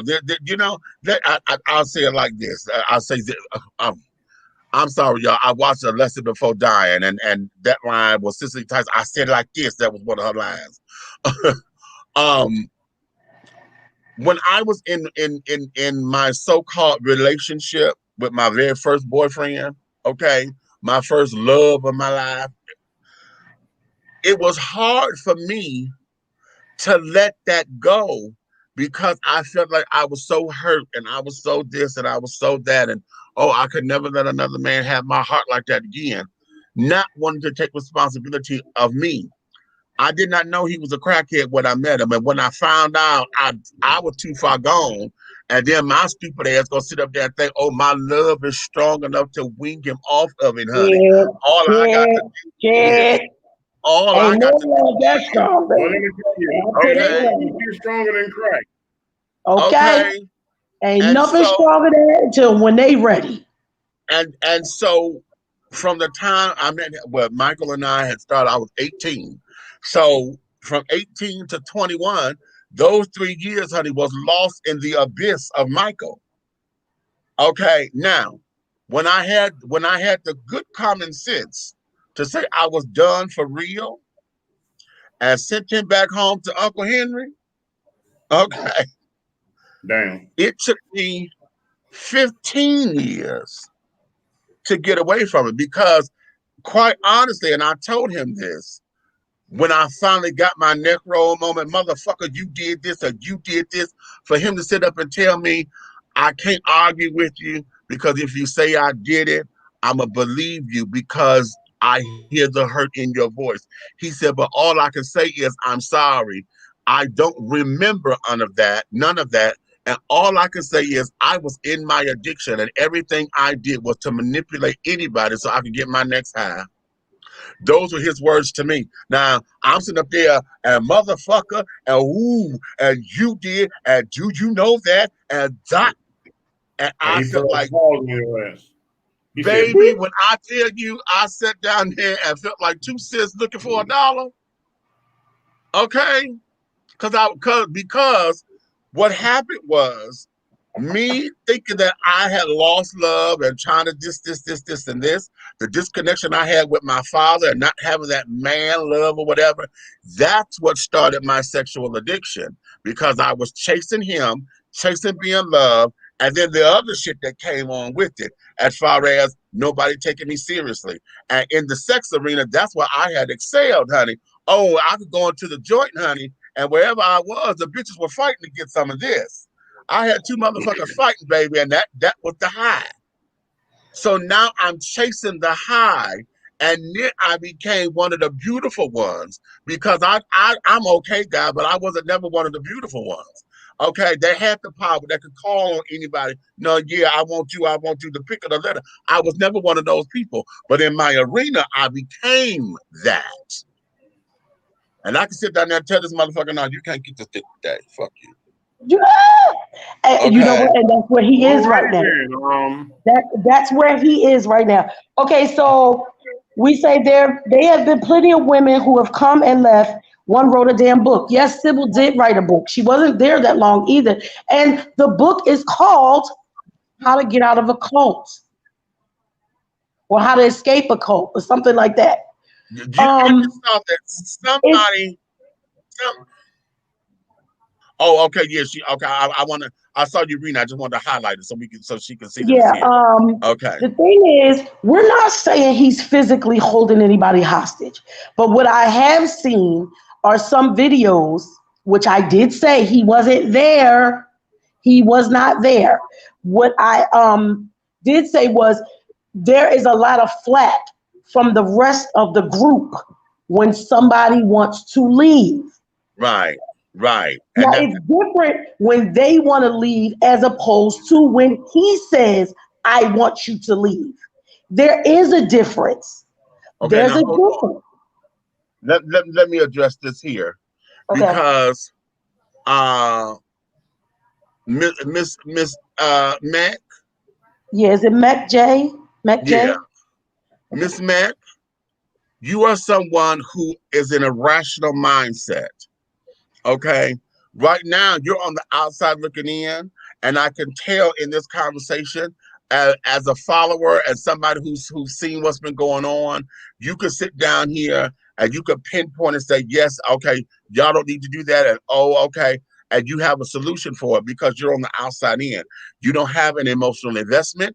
You don't have any connection to this man, and right now you just see this as some kind of tawdry little lust affair that they can come out of any time. When they swore their allegiance to this man, okay, there is no, okay, I can just do this and I can get away with it. Because if little Miss Thing, who was fighting for her phone, if it was that simple, she could have walked off the damn island or whatever, said, you know what, I'm out of here. But she got to fight for her property, fight for this, fight for that. If it's that easy to just walk out of there, you tell me why so many of the people had to devise a plan to get out. There's another young lady and her husband who were there. He was giving them money because he just liked the cause and stuff. His wife said from the very beginning, I didn't want to go, but I go where my husband goes.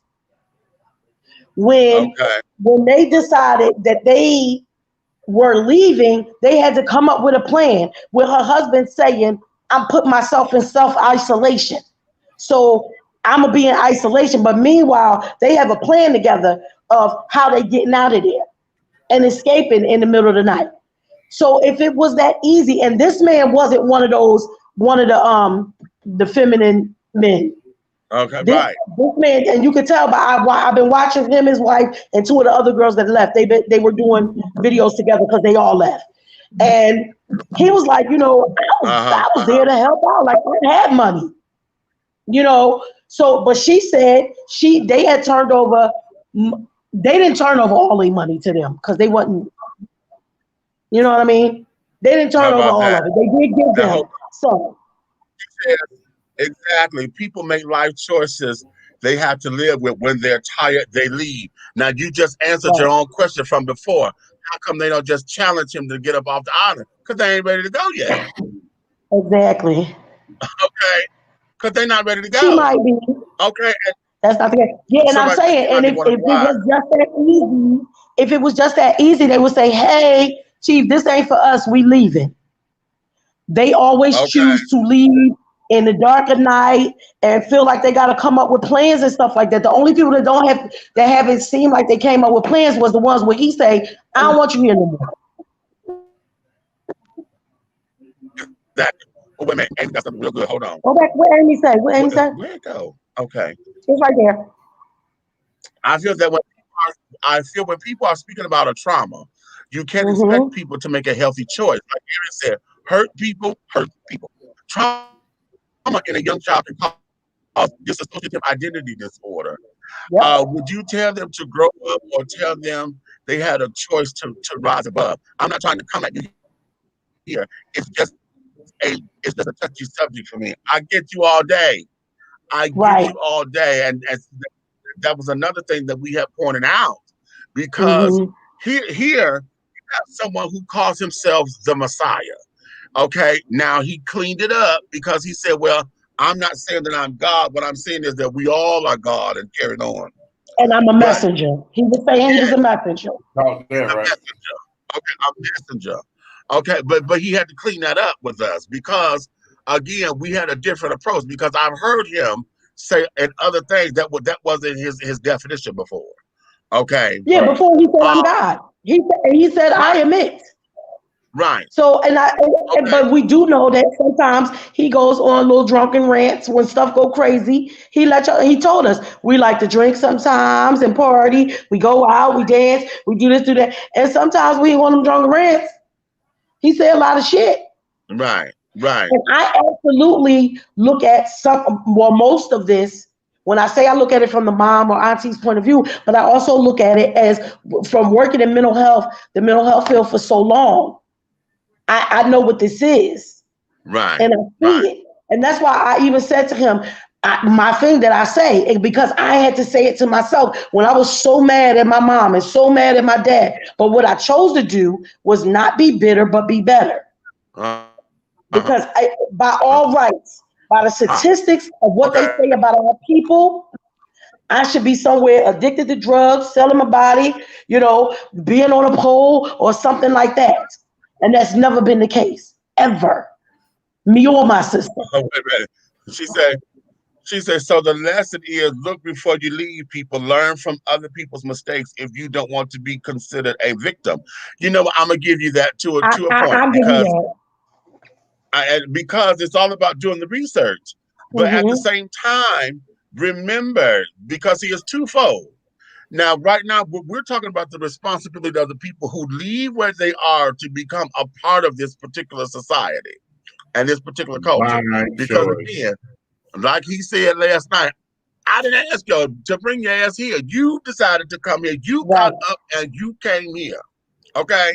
So we're looking at their responsibility in this on understanding exactly what it is that you're getting into. The flip side of that coin is if you're someone who, and I believe a lot of these kids were runaways or looking for a way out of the situation that they were in. Okay. Um, if that's your stick or whatever the case may be, uh, then what he has to offer is always going to tantalize and feed into that.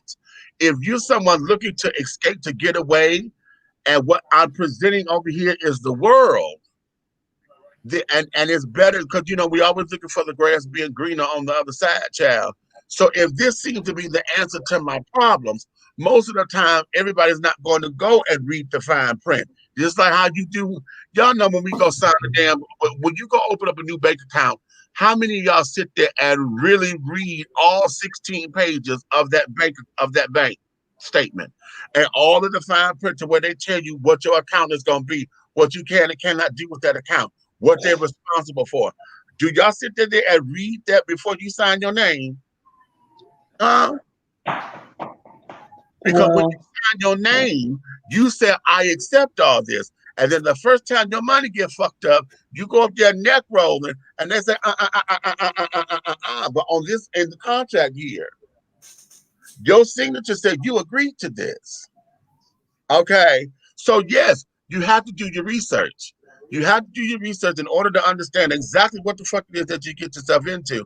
But right. at the same time, for those who are running and looking for something, when you get all the flashing lights over here, and when everything is presented in such a way to where this is a no win, a win-win situation. So you think, and then again, I'm stressing the young because he got young folks here. If he's 38,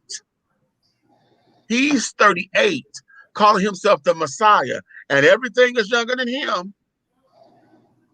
And then did y'all catch when I said, who do you go to? Yeah. Because if everybody got to come to you for the answers, who do you go to?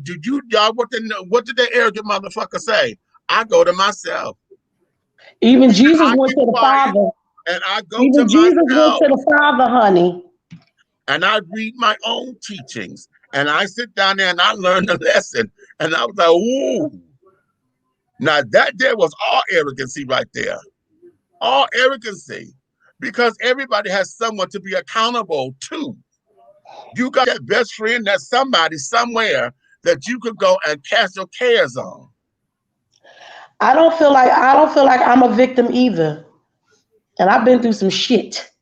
You And I know, do not feel like I'm a victim. Mac, I don't.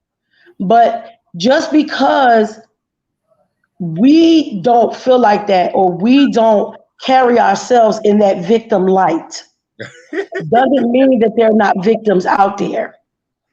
look what I Oh, sorry. It doesn't mean that there are not victims out there because Mec has said she's been taken before and she's nobody's victim. What I'm saying to you is not only have I been kidnapped before, y'all know that I was really kidnapped as a kid. Y'all know that? Okay. They bought I your was, ass. Wait a minute. no, He said, they didn't. I just don't have a victim mentality. I've been taken in the past, And I'm and nobody's I'm victim. nobody's victim. That's what I was talking about. And that there is something that you had to understand. You came into that. Okay. Mhm. You came into that. And then understanding life experience. You got life experience on you to where you can sit up here and say, listen, this is what, so that's the lesson. That one of the lessons I'm sure that you're teaching other folks around you. And I'm sure when somebody come in your presence with that victim mentality, you don't have them around you because Right. it's negative energy. Right. Okay. Right. So a lot of that is because you have life experience. Again, we're stressing And not the H everybody here, knows how to walk in that. how to Some navigate people that. have to, Exactly. yeah, some people have to be taught and given tools and shown how to use the tools. And I know that from working in mental health. Not everybody has that I'm not a victim sensibility. Like nobody, Right. Right. right. You know what I'm saying? Right. Not everybody has that. And we can't come down on the people who don't know how to navigate through. And then let me give I'm this. not Let me give this. coddling them, then. I can't even Right. get the word out. I'm not coddling them. Right. I'm not. But I do understand. Let's go here because I want to put this as a caveat. Okay. Because there are those who are victims because that there is the only kind of attention that they get. Come on. Show it. You Tell it. understand? There Speak are on those who come into this because I could get the violins, I could get folks to get, oh, po baby, oh honey, oh girl, no, honey. Oh, you need, oh, child, come on up in here and have a cupcake. You want something to eat? See, they get the benefits it. Right. Of being a of victim. all Yes. of being a Yes. victim. You know what I'm saying? You could get into a program, you could get into this, you could get into that, you could get attention, and you could get love showered on you, okay, in a way that's going to build you up, okay, and then start the cycle all over again once you don't empty the cup. Right. Because once you Because done got not everybody wants to not be a victim. exactly. Some people want to live in that space. Exactly. And Okay. I'm like you when it comes to, I don't have no sympathy for somebody that want to live in that space. Hello, I ain't got time for it. I don't have time for it. But like Haven't we got said, time for you know how we said people do their research, that you should do your research before you go and this, that, and the other. Now the lady that wrote the book, Sybil is more closer to his age. Okay. She might even be a year older than him. And she said that she had been reading and looking and heard all the bad stuff and negative stuff, but she was on that thing about the nature and everything too. And she didn't want to judge on just all the negativity. So she went. Right. You went. Right. And now you're writing a book. Or you wrote the book, because See? I've been listening to you read the chapters. I would love to talk to you. Absolutely. How about that? What you say? The funny little thing I learned: use a magnifying glass on the signature line on your checks. It's not what you think It's it not what is. you think. Hear that? Look, sidebar real quick. Okay. Anybody on the waiting list? Sidebar, anybody on the waiting list for the Black-owned bank? Meech, have you gotten any confirmations on when we could talk to Killer Mike? Because I got some questions. I seen some I people haven't got saying any some things. confirmation yet. we're working on that. I'm trying to get to him, and now he's doing a press run to talk about the bank and carrying on. I haven't put myself on that waiting list yet, but I want to see more. I'm on the waiting list. I'm like 4,000 something. I got to look at it again. But I seen some things on like where they had, well, you know, like if you look at it on Instagram, it's like the sign up page, and you know, people got a whole bunch of comments, and somebody was saying if you go to the fine print and even in the thing before you get your thing, it's showing that it's technically not going to be a black-owned bank. So I want to know more about that. Oh, Amy, Eric, can we look and see if research department? Yes, research department. Can we look into the bank and see if it's going to be a black-owned bank? Okay. At that point, Nature can come back and do a follow-up because it's something about how she's wording things for me that gives me she's got to be one of his wives vibes. If she's not one of his wives, she's definitely probably somebody who follows his teachings. There were a lot of them in the comments last night. With this one here, Meg says she's been following this since it was melanation. That was one of the earlier things that she said. So she's well versed on this, like Nikki is. She's well versed on what's going on. Okay. Because not everybody leaves and talks shit. I remember when his first wife, when Yaya left, she said a few things in the beginning and then she left it alone. Okay. Because it was some shit that she felt like, I'm not taking this, I'm not standing for this, I'm not doing this no more. So I'm going. How about that? There's some people that leave, they be fed up, and then they come back. Like Nana's not the only one who leaves and comes back. Okay. Thanks, okay. Eric. Report back on Sunday, and then all right, honey. Okay. Now this. Okay. She'll be right back. Okay. Okay. And so we let's take a commercial break right now, and when we come back, honey, we're gonna change gears because we done been on this for a week, child. We just supposed to be a debriefing. And giving y'all the opportunity to say y'all piece about it, about the interview and things of that nature. If you missed it, it's up here on YouTube or whatever. Just go, y'all on our pages. So go there. If you're on the Facebook page, you can go to Facebook. If you're on Black GDP, it will be posted soon. Okay. Wait a minute. I'm definitely not a wife. I'm a happily married woman living in Babylon. I do agree with a lot of his teachings. Interesting. But that's what I'm saying. Like some of the things he says would be fine if he didn't have all the other extra bullshit that went along with it. All the that's why I said that went with it, because which is why I was saying, okay, what makes you different? Because you're saying the same shit that this is saying, that that's saying, that that's saying. What's your packaging? What is it that your packaging is X, Y, and Z? Okay. Okay. Yeah, like I said, some of the stuff he was saying, even though, like I said, I know he feels like there's some people that should be on a higher frequency and they're going to get me or whatever. But what about the people who may not be on a higher frequency and want to get you? So break it down. Right. What exactly are you teaching? Are you teaching self-love, getting communed with nature, all that stuff? You can just say that. That's all.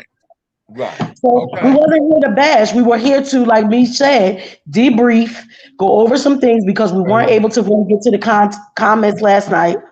It wasn't to bash. And like we said, when we go to talk to ex-members, I'm got that working now. When we go to talk to the ex-members, they will get the same opportunity, the same way to tell what their truth is too, without nobody jumping on them, talking bad about them or nothing.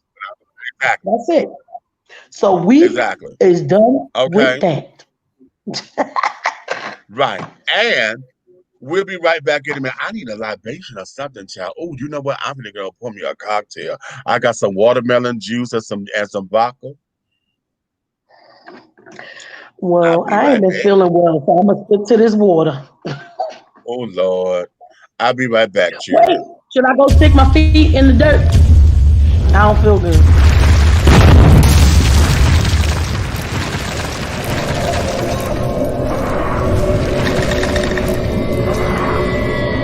No. Wait a minute, that was the wrong clip. Shit. Was that about to be something nasty? No. That was going into something else, and I'm trying to do the commercial. I know you ain't got to go stick your goddamn feet in the dirt. I wasn't going to because y'all know I don't like no damn dirt. It got worms in it. Exactly. And other bugs and shit. I don't like bugs. We're not asking for your permission. We're not seeking your approval. We're claiming what's ours in the name of our ancestors. We are their answered prayers. This is more than a movement. This is a revolution. Black innocence. What are yours today?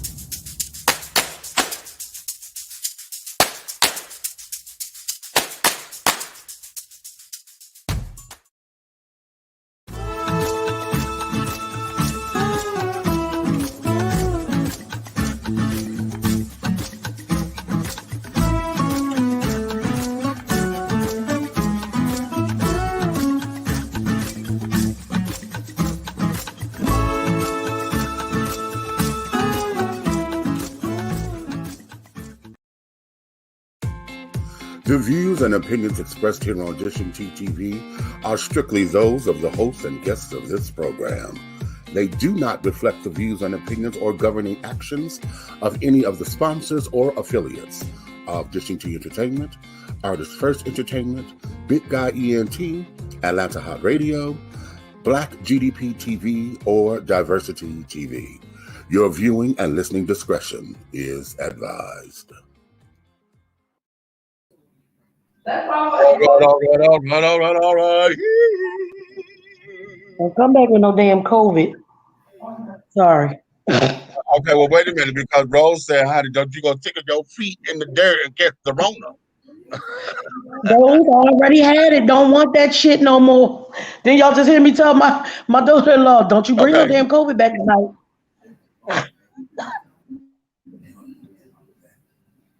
Okay. Now I make fun of that because he said that's something that they do. Of tonight, and I see Biden is addressing the nation. Okay, we'll get to that in a minute.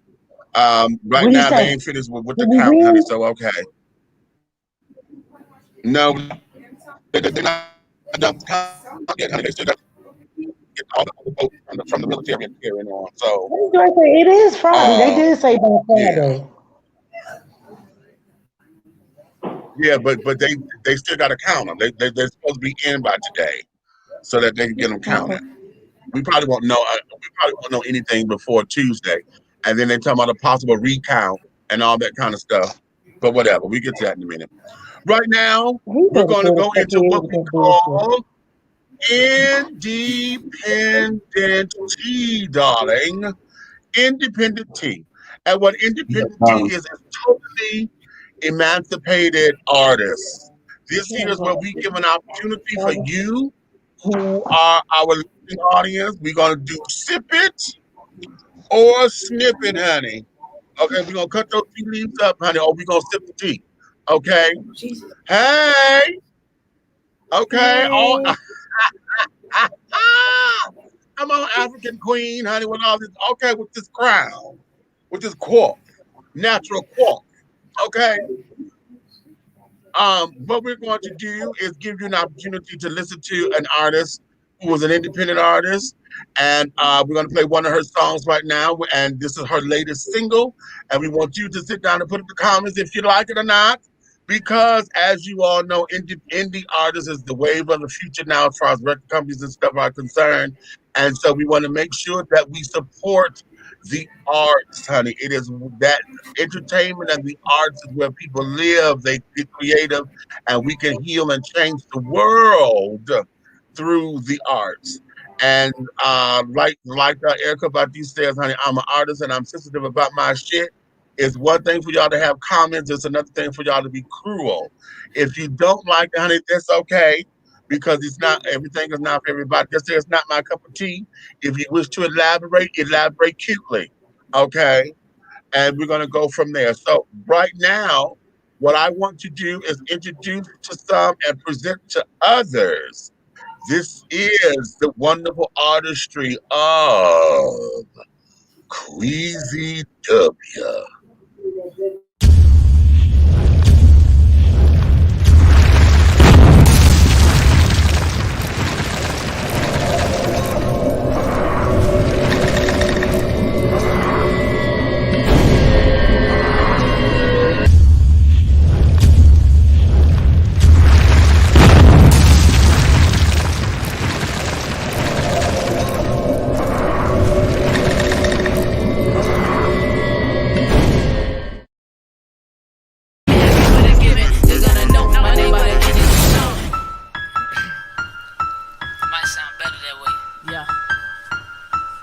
I do what I want. It's Queasy on the track, bitch. Queasy on the track, bitch. D Nights, what's going on?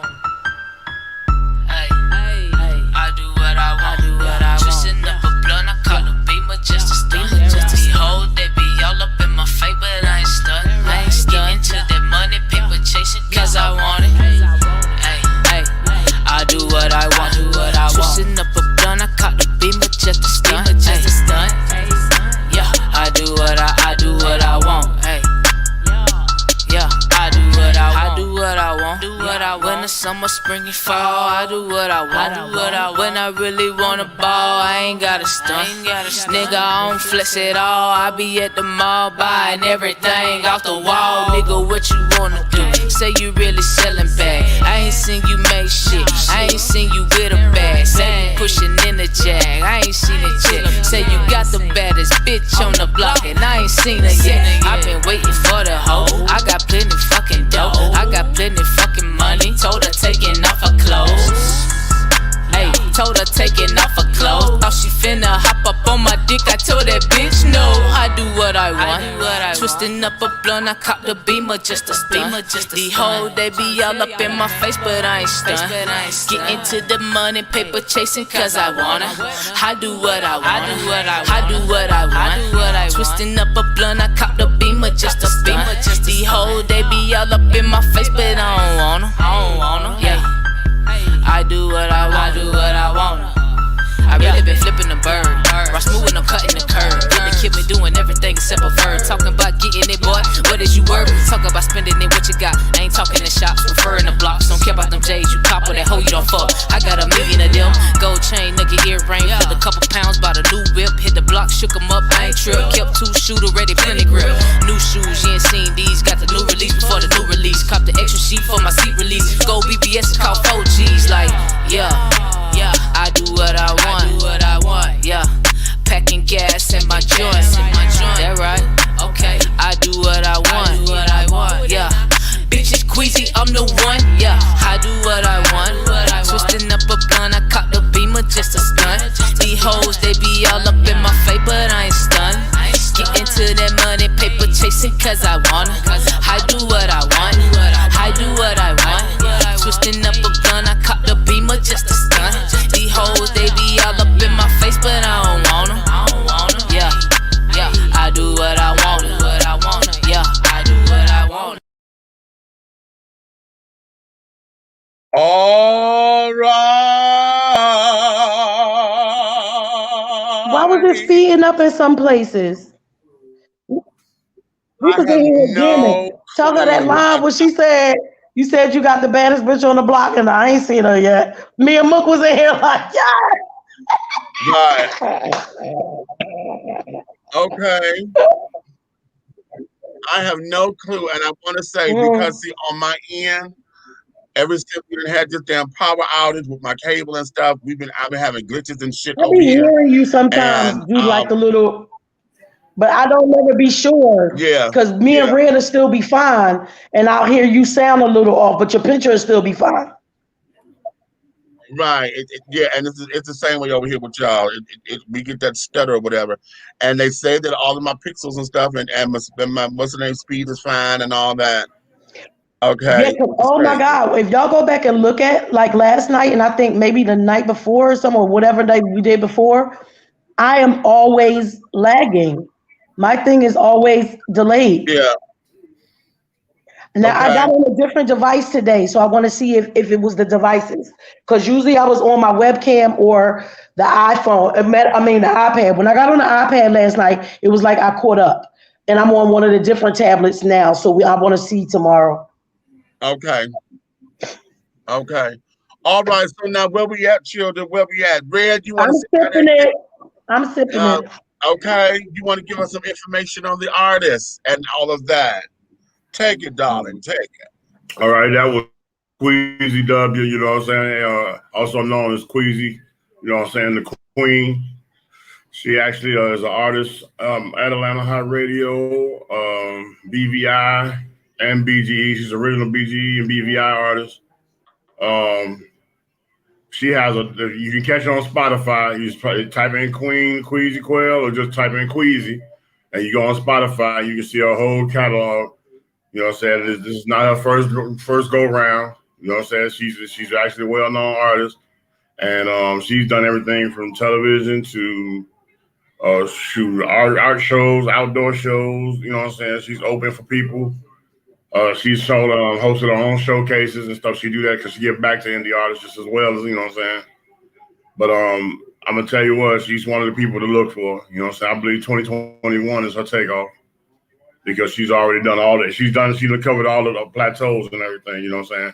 The slowdown of this year was what held her back. So I believe next year she's done. She's out of here. Yeah. I I really like the songs. I was actually listening to, for me, it got to be in the lyrics. Oh yeah. Yeah, she said some fly shit. I mean, that one thing stuck out my head, but because it made me go, hey, all right. Right. But for me, it's always about the lyrics. Being a writer is going to always be about the lyrics for me. Oh, she's a dope lyricist. She is a dope lyricist. I mean, if you go on her YouTube page and you go and you look at the album, you go to Spotify and you listen to her songs, and then she's come a long way, bro. She is off the chain now. Okay. She is something else. Matter of fact, she's a featured artist on my album because I mixed the blues and the hip hop on one of the songs. Okay. Okay. Wait a minute, ain't I on your album? Yeah, it's the song that you're on. What? Yep. Y'all see how fortunate I am. Me's on there too, ain't? Mm-hmm. We on there. So yeah. Let me know when we hit when our song hit the charts. It's you and Cupcake, and it's another young lady. You know what I'm saying? I put all three of y'all in the same harmony. Y'all got recorded three different separate ways. I'm gonna put y'all together. Y'all, let me tell y'all how it is. And he always say this: you can't put another person who does producing and writing and shit in the studio with another motherfucker who knows what the fuck they doing because they don't want to listen. And y'all know I'm hard headed. I was like, Red, that don't sound right. He was like, shut the fuck up and sing the song. I felt like anime in the motherfucker booth. He was like, just shut the fuck up. So I know what I'm doing. I see it singing like that. I'm like, well, damn, Okay. I have a studio editing that's a little different than my regular walk of life. That's what that's a matter of fact, Einstein of all people in the world, we call him the biggest asshole. But I tell you what, he'll tell people in a minute, they'll be talking to him like, man, you're so mean. And he'll look at them and be like, okay, wait till we get in the studio because he gonna fuck you up. So yeah. And it do be sometimes kind of, it's hard when we all know what the hell we doing. So it's like, but is you sure? I swear to God, y'all, I swear to y'all, I am not lying. I'm not even making this shit up. He told me, shut the fuck up and sing the goddamn song. He know what he doing. Thanks, baby, for coming in. She said she got a slight headache, honey. Yeah. But oh yeah, I'm sipping it. Ask if we got comments. See if anybody. I'm give me some more water. Everybody, I'm sipping it. I liked it. I actually did like it. Everybody is sipping, honey. Everybody's sipping. Everybody's sipping. Everybody's sipping. Everybody's sipping. Now I'm gonna say this, honey, because see, I done caught a couple of libras that lets me know that she family. So just on that, okay. We're going to sip for the alphabet children. And then on top of it, we're going to sip because black alphabet children in this business, honey, don't, they want to give us a hard time and things of that nature. So I'm going to sip for that. But this particular, y'all know what I'm going to tell y'all something about hip hop and things. Because I'm really not a hip hop head and into the rap game carrying on ever since. You know, when it first came out and we were hipping and hopping and things and we were going to work and we were cool moding and KRS Oneing and Chug rocking and all that kind of stuff I was in. But damn it, when that shit turned into Luke and NWA and all that old bullshit, honey, I tuned the definition because I'm not a street person like that. That wasn't about my life and carrying on. So the whole genre ended up changing, and I never changed with it. Now, there's some shit about it that I love, honey. And you heard about you ever heard about BWB?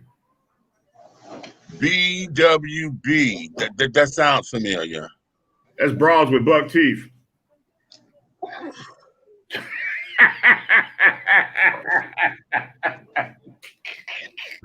I turned my thing on too soon. I turned my damn camera back on too goddamn soon. Like, God damn it. Nigga is retarded. You know what? You know what's a nice treat right now? You know what is a cute little hip hop treat right now? What? I guess what was it? Red, was it just the BET Hip Hop Awards or something? Or BET Award? The Cypher. The Cypher. The Brandy Cypher. Now, that's what I wanted to ask you, Meech. What? We need, matter of fact, all three of us. I got the people that want to do it. We just got a doggone film, and I think if we should get them together, get everybody together one weekend, and Mook too, and doggone let me drop one of my tracks and let my tracks just read what it is and let them cipher it, and then we run it on the show. I'm game. You shit, you know I'm game, honey. We can do a cipher. One thing about that, they can't stop them at my house all the time. But I'm saying, one thing they can't stop, Nikki, is the fact that it'll be my original track, their original words. You can't stop us from playing that. Oh yeah, they can't. Cause I know that they never took that. We had a cipher one time over in Decatur at my house, and I posted that they never flagged me for it or nothing. And I mean that thing was crazy. We didn't even know that was about to happen. But you know what? And everybody else in the house did too. But I'm telling you, we should do an independent cipher. What I love about it is that the cipher, honey, it's a cute little word. But back in the day, we called them jam sessions. Okay. Well, for rap, it's always been the cipher. For rap, it's always been the cipher. Yeah. For R&B and house and all of that, yeah, we did jam session. But for rap, it's always been a cipher. But I will tell y'all, I really enjoyed the Brandy "I Want to Be Down" 2020 remix. It's Tiana Taylor, it's her, it's Erykah Badu, and it is goddamn Brandy and baby, and the girls are rapping. Brandy's rapping. You talking about when they was in there and Erykah Badu was DJing? Oh, yes, but Erykah come up off so dope, wasn't it? Oh my God! I watched it about 10 times. Right. They done got like 10 views from me. That thing is so nice. And what the thing is, they political. And you got to catch the words, catch what they saying. They not coming on no bullshit. Oh They no, talk about what's going on right now. That was the Well, dopest female collab I ever seen. It's the best one we since finna Brandy. go ahead Since and Brandy had the first remix with Light Okay. and Yo Yo and Latifah. It's the flyest thing baby. Okay, now listen. We have a special guest that just Who? came in, and it is the artist herself, honey. Oh, she here? Yes. Okay, she was in earlier, but she popped out because the phone went dead, so she had to charge the phone. So she'll pop back in. So I hope she's ready because I don't see her picture up. I think she just got it on mute. Okay, there we go. Got the camera on. So without any further ado, let's say hello to the artist. This is Queasy W, baby. Wait a minute. Is the thing I can't say this damn mouse. Queez. What's up, baby? Hey. How y'all doing? Hey, it's all moving and grooving, fam. What's happening? Hey, that song is popping.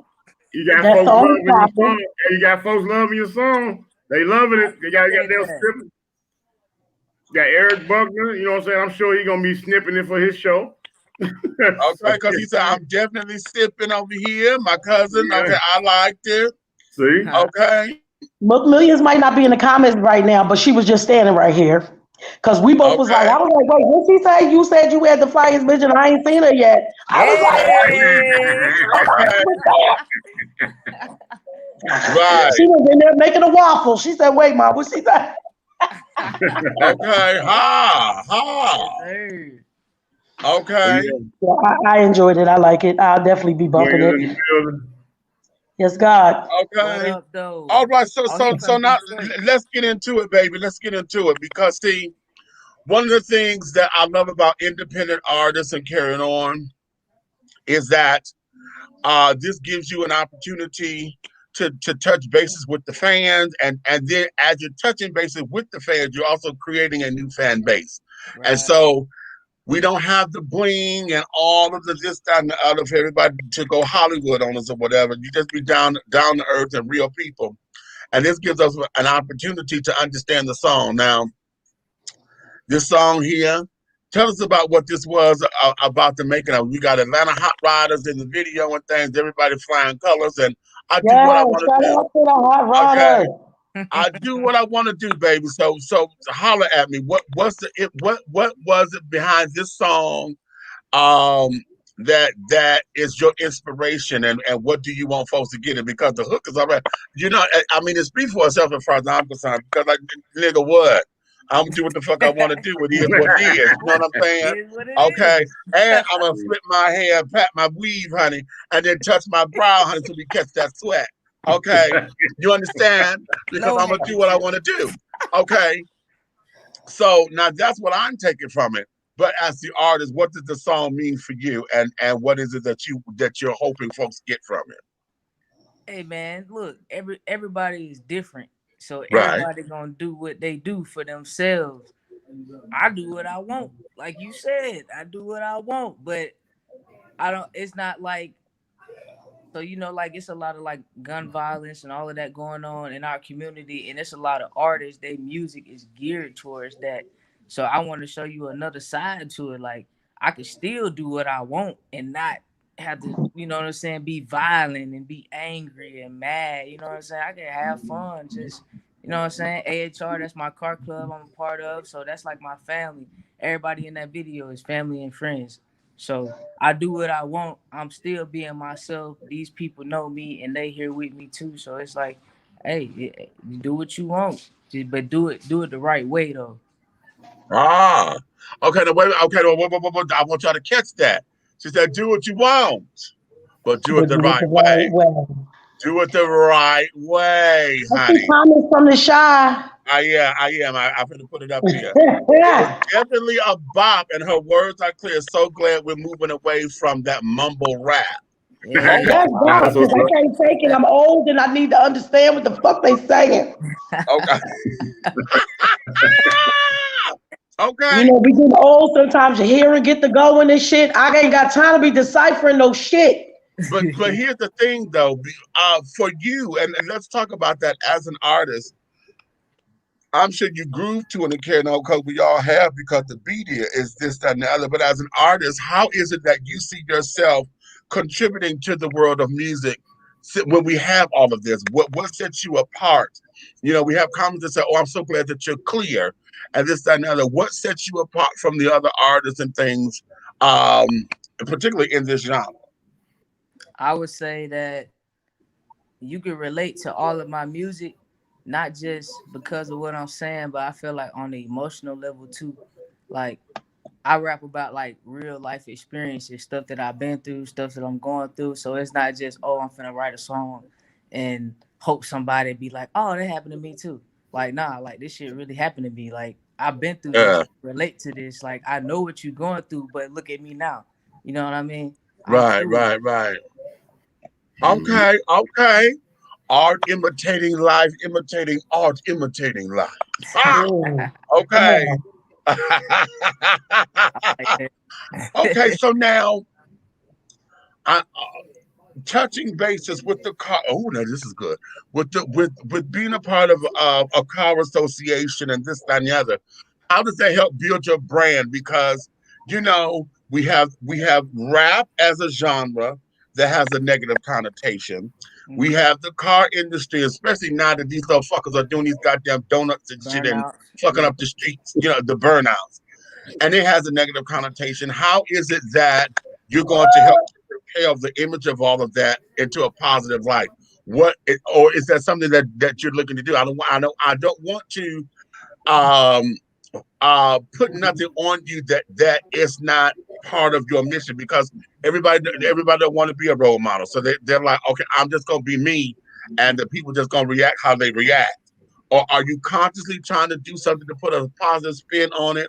Or are you saying, my music is real life and you just gonna react. If it's positive, cool. If it hit you negatively, that's on you. Is that what is that for you? I mean, no, not really, because it's always a positive and a negative to everything. But Say it. yeah, but with me, like even with my car club, like we do positive things for the community. We do give backs, we do outreaches. We not just out there with the cars, like, yeah, we got a nice car, we got the rims and the beat. Like it's more than that to us. Like cars, we could lose a car today and get a car tomorrow. You know what I mean? You can Right, replace a right, car, right. but you can't replace your life. You can't, you know what I'm saying? Some certain stuff you can't get back. So even with my music too, it's like, okay, yeah, I'm gonna give you this message and you're gonna relate to this story, but I'm also about to show you how to get out of it and how I got out of it. So maybe that'll help you. Ah, You know what I'm saying? That'll spark something in you and motivate you to do the same thing. That way you're not just sitting there looking crazy, like, damn, you know what I'm saying? Like I do it because I want to. I do it because that's me. Like as a person, I'm giving, I'm caring, I'm loving. Like even if I don't know you, if I got it, it's yours. Like that's just me. dig that. We got a comment over here. This just a come through artist giving us Missy Elliott Hey, tea. Leo, where you been? You better come on and give us Missy Elliott tea. Leo Brown. Okay. Leo on YouTube. That's Mhm. Okay. I'm trying to see who this supermodel is. Keep walking back and forth through I'm my gonna damn house. play it again. Talking about she going to the goddamn club, but no goddamn well she got a flight to catch Okay. tomorrow. I just Okay. gotta figure it So out. so so here we are now. Tell us about this is the latest single. So tell us about the project and tell us what is it that you wish to accomplish with it and where everybody can find it. all right. So the project I just dropped is called In a Nutshell, Queasy W, and I mean you'll see my face on the cover of it, and it's pretty much like I was in a group once upon a time, so this pretty much is like the stamp of that. Hey, I'm not in the group right now. I'm a single artist. I'm an independent artist. This is the type of music I'm putting out. This is the type of music I'm making. This is the vibe I want you to feel. And I mean, I just feel like my music is it's for everybody. Like anybody, everybody, every age, no matter your race, color, culture, whatever. It can be found everywhere. It's available on all major platforms. Apple Music, got videos on YouTube as well. Queasy W. If you type in Queasy W, everything will pop up. You can search it on Google and you will find every link that you need to find for everything that you need to get. All right. Well, what you say, Queasy W? I do what I want. I do what the fuck I want. You know what, Meech? I'm gonna add this because you know what I'm saying. This is one humble artist, bro. I'm gonna tell you something. I ain't gonna say. You know what? I'm gonna use the 2 words, and both of them I'm honored to do. I've been working with and working for this crazy ass girl right here for a long time, and she has not ever changed. She has always redirected her craft. And then when I say redirect your craft, it's one thing to redirect it to the negative, but if every time you redirect, you power up, she's like a fucking superhero to the hip hop world because every next step that she do, she levels up. She levels up. I get it because for me to have been around her as many years as I've been around her as an artist, it's like I can hear a new project and I have to be like, who the fuck is that? And they're like, that's Queen. She tripping. I'm like, okay. So I go on this, so you know, and that be her uncle telling me that.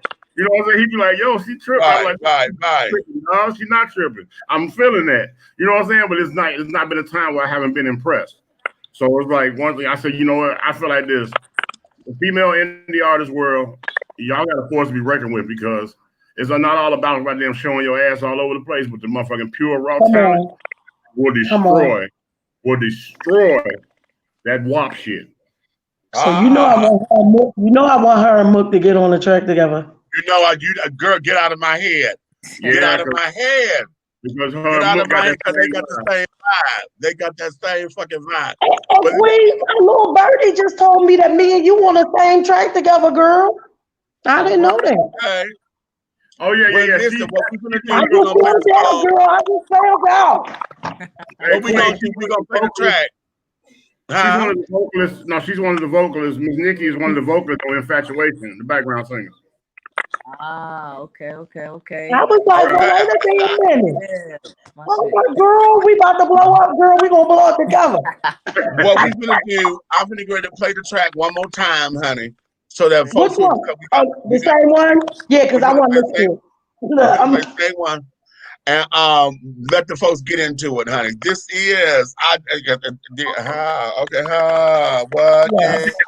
You don't start drinking. I don't know. Might sound better that way. Yeah. I do what I want. It's Queasy on the track, bitch. Queasy on the track, bitch. D Nights, what's up, nigga? Hey, I do what I want. Twisting up a blunt, I call a beamer just a stunt. These hoes, they be all up in my face, but I ain't stunned. Getting to that money, paper chasing, cause I want it. Hey, I do what I want. Twisting up a blunt, I call the beamer just a stunt. Yeah, I do what I want. Hey. Yeah, I do what I want. When the summer, spring, and fall, I do what I want. When I really wanna ball, I ain't gotta stunt.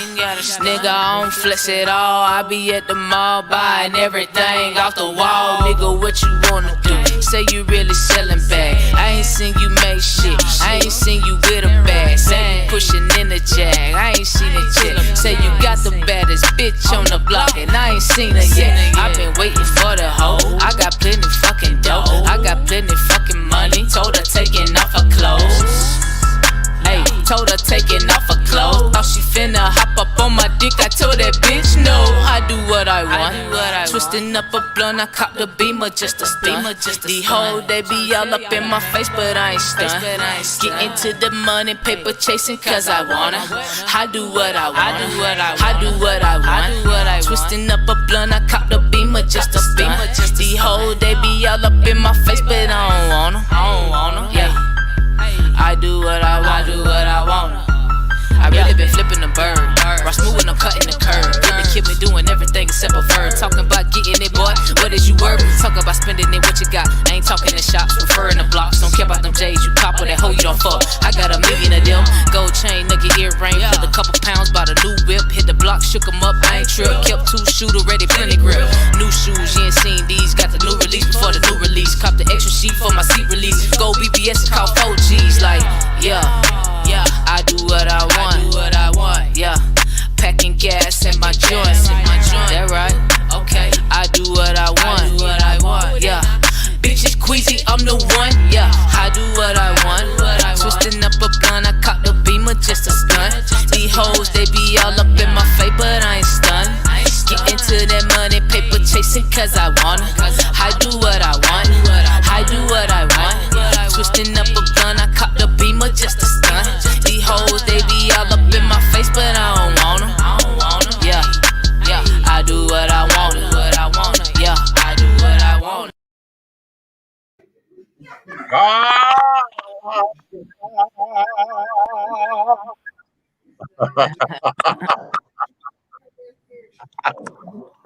I do what I want. Yeah, okay.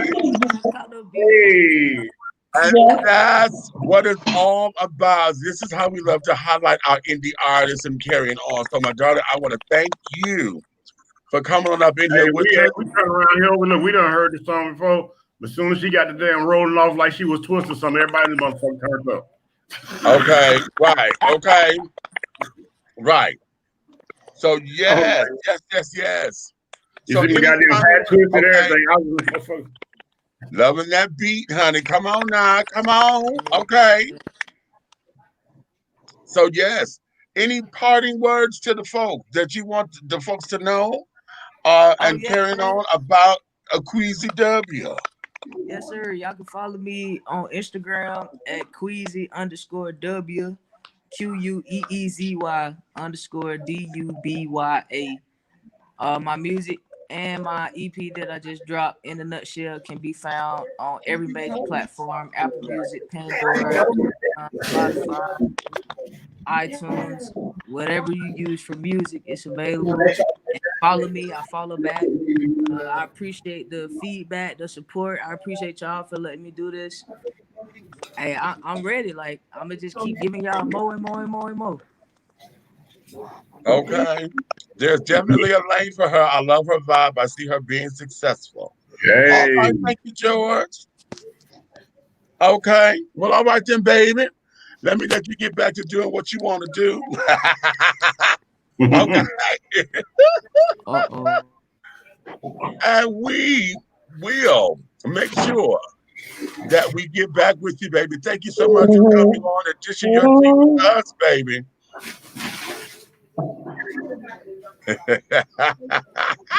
I love it. I love it. How much you had to drink? So far. Do your thing, my sister. Huh? I said, yeah, so how much you had in that cup already? You sound even happier than you normally do when we do a song that we like. What's going on? Oh no, this is just almond milk. I decided against the alcoholic right now. This is just you just was that happy. That's okay. I was getting ready to say, what you got going on over there? no, it was just almond milk, darling. But no, darling, no. I just had a thought. Well, see, listen, there's a line in the song, honey, where she said the bitch thought she would go get up on my dick, and I told her no. No. Okay. Well, she said, I said, oh. Right, and I was like, oh, okay. So that's what that was about. So it's all good. It's all good. It's all good. Okay. Y'all, I need to say something before I get off here real quick.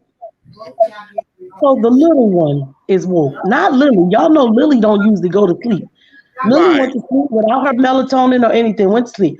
But I'm trying to figure out why this little one is woke. And I'm about to beat Libby ass because she thinks she about to go to the club. But when I was out here not feeling well earlier on the couch, she let that little one take a nap. Oh. They don't know damn well I don't let these kids in this house take no damn nap. They don't like to sleep. I'm about to tell these people. I'm gonna tell you what's wrong with the little one. All right. Tell me, Red. She do what she want. She do. Yeah, she do what she wants. I'm not. And me at her other grandma's house, she do. I know when her mother come to get her, she gonna be like, "Don't take me over that bitch house no more. She don't let me do nothing." She was good today, y'all. Though she was nice. She wasn't mean to Lily or looking at me crazy. Well, I think she did one time, but for her, she had a good day. Funny, she let Lily help her go to the bathroom and everything. I was like, all right, Olivia. And now she in there just having a ball. She in there watching cartoons like it's 12 in the afternoon. She turned. Okay. And this damn Libby all dressed about to go to the damn club. But okay, you would bring that up, wouldn't you? But so you playing with me, Buck. You playing with me, Buck. When Meech said it, I'm like, but you already know if they eat like that, Meech, they ain't gonna be big for long. If they got their thickums, they don't eat that much over there. No, So, no, no. But when that nigga up there and next to you up there up top asked that question, I was outdone. I was like, no, don't do that. Like I'm trying to keep it together, but I'm glad he asked because it made me laugh. I think it broke up some of the time when I was mad. I was like, this nigga did not just ask him. Nikki, all I could think about was this nigga got the gall to be telling me to stop. He had to ask that man that question. Now, but when you think about it, though, think about this. There are more, well, I don't know if there's more. I'm going to say I know more gay guys that are, if they're the big boys, they lean more to the feminine side. So you would think if he say that's what he attract,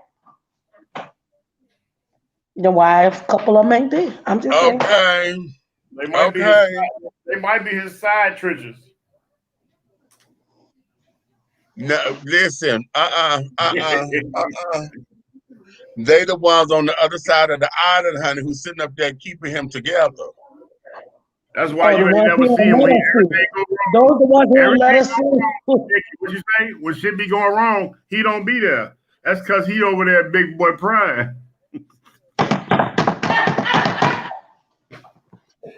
How about that? You all right? We almost y'all got Libby laughing in the back. Listen, honey. They was down in Hawaii, honey. Now you know all them boys who do that goddamn hula dance, honey. They ain't thin, honey. They all big. The Samoans and the Hawaiians and stuff. Yeah, they kind of big. Hello. There wasn't no Hawaiians with him. They just was in Hawaii. Them Hawaiians was not. They was not with the shits. They was showing up in his live, left and right, honey. Wait, Leo, don't you read like that, Leo? Leo got in here and said, "Oh, we talk about mistrade from last night." Okay. Okay, Leo, you in timeout? I'm gonna need you to go right. to the corner. Because you about to get us in trouble. We trying to stay professional over here, Leo. Not mistrade. Okay, that's just a mistrade. Okay. Leo, I can't. Okay. Get them in. Yay. I gotta move Lily toys out the way because I ain't been on my bike in weeks and I'm getting on that bitch in the morning if I feel better. Okay. Well, listen, this has been cute. Oh, goodness. All right. Now, let me see. Okay, George, wait a minute. George, you a mess. He said, first time watching your live, I'm a fan, nigga. Well, of course you are, darling. Thank you so much. Come back, come again. I'm trying to tell you. I can't wait to know your friends. Okay. Oh, Lord, honey. Baby. Was it child cheese? Okay. I suppose, please. I know earthy trade when I see it. Okay, you know what? Listen. Now, see, you know, we gonna straight folks don't understand that, child. They don't understand when we try to tell them. You see? I understand. Unfortunately, I understand. That little boy just needs a mama and a nap, a long nap. Now listen, because now, you know what? It's interesting that you should say that, honey, because if y'all paid attention last night when we got to talk about the older woman thing, honey, did y'all see how his face lit up? But he said, but the reason why they not here because they got kids. Yeah, he don't want to deal with nobody's kid. No, I'm gonna tell you right now, he don't want to deal with no older woman because he don't want to deal with all that comes with it. I don't think it's just about the kids. Do I think the kids is a part of it? Yes. But an older woman, somebody around his age, somebody that's 40 and stuff like that, is not with the shits. And if they are, it's because they haven't mentally developed all the way. There is no controlling them factor. Right. It will only be sex and carrying on. Now, and then Listen, one of the things I do know is this too, honey. That gave a pay card, Miss Thing. He know what a couple of big boys would do because see, one thing I do know, and we coming from a colder climate place, big boys are always they are always the deal in the wintertime, honey. They are always the deal in the wintertime, honey, because the trade go after the big boys because they know that they're going to eat, they're going to get treated right, they're going to get some clothes out the deal, honey. If you sit down there and know how to do your job correctly, which he alluded to so eloquently, honey, about fucking bitches right, and he got a big old dick. It's the same thing when the girls be big and they ain't got, especially when they ain't got that much of a self-esteem, honey. When wintertime come and them niggas ain't got nowhere to live. Okay. You need a place. All they have to do is do it for the culture.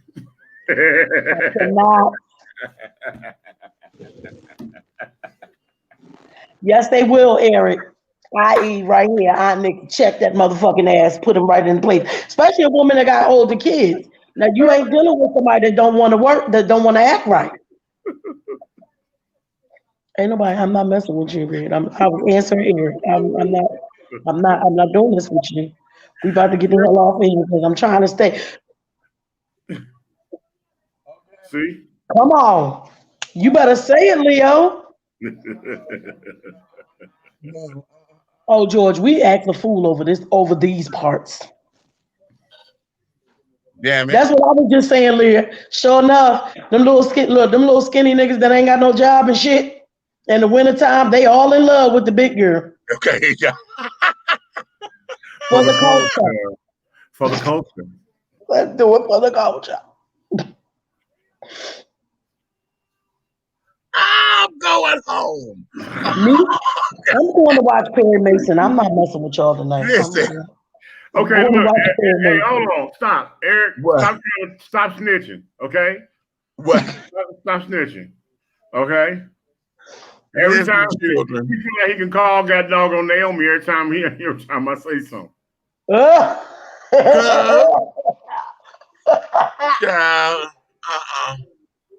Listen, Joe, we had a good time up in here debriefing on the culture. Okay. And on the culture. On the culture. Okay, right.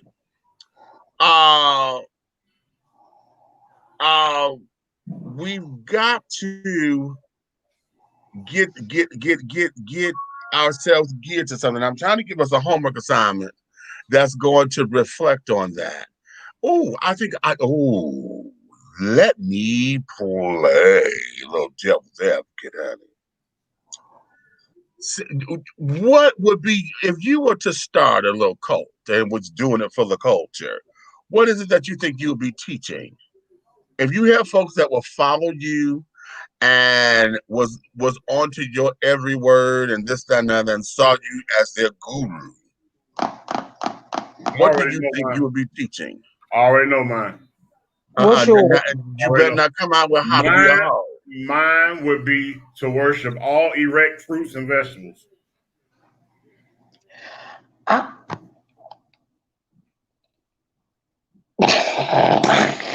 You kicked him out the room. I took him out the damn room. Shit. I don't want to do it. I feel like it's too much work and too much responsibility. Because you're responsible for too many motherfuckers. I don't want to do it. You telling me that you wouldn't want to be in my cult? Bananas and cucumbers and hell no. And if you're a good girl, I'll give you an eggplant. See, there you go with the bullshit right there. I don't want to. Am I right? Some of y'all like bikinis. Oh. And if you bring home a big paycheck, I will give you a corn on the cob. Oh. If you bring me your paycheck.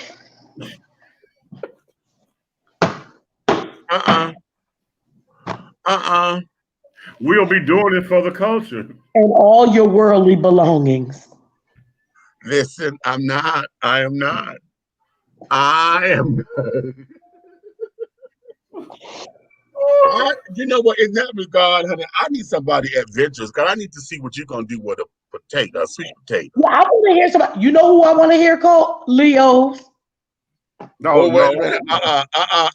See here. Y'all done caught up, honey. Listen, get him. Thank God the show just about over now. I'm glad we didn't start this earlier in the show because ain't no telling where this shit would have led tonight. Wait a minute. This child said what? How to save money, eat ass correctly, and how to make your partner come with no hands. See, I told you I knew that was going to be it. I knew that was going to entertaining. I knew Leo's coat was going to be an entertaining one. Hey, is that some type of keto diet? If it ain't no carbs, then yes. Fat-free, honey. Right. Well, no, in keto, you want all the fats. You want the good fats. You want the good fats? You want the good fats. Keto, you want the fats. It's the carbs you don't want. That's the thickum, honey. So see, you want the that ass. He said, eat the ass. Correctly. Right, correct. No carbs. I don't think it's no carbs. No, okay. See, this is the Patreon shit because he said it's gonna be called luscious motherfucking living. Luscious living. I love you, Leo. I swear to God. What?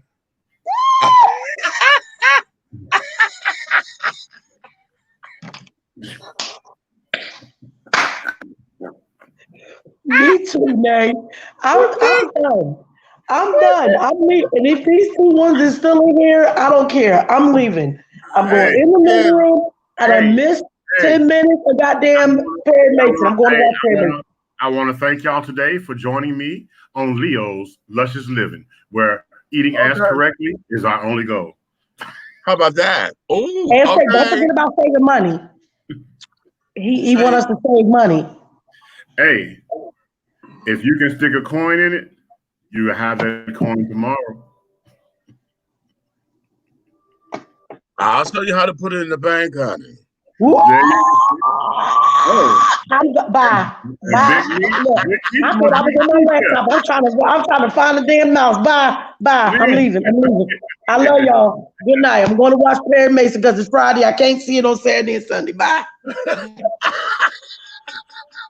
We done ran her off. She done.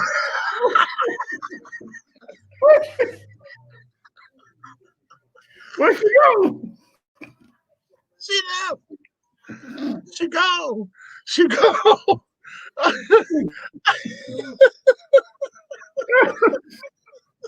Hey, Leo, that's your goddamn fault. No, Leo started that shit. I did not start that shit. Leo started that. Lord have mercy. That was good. She said, "Oh, I got to go. I got to go. I got to go." Okay.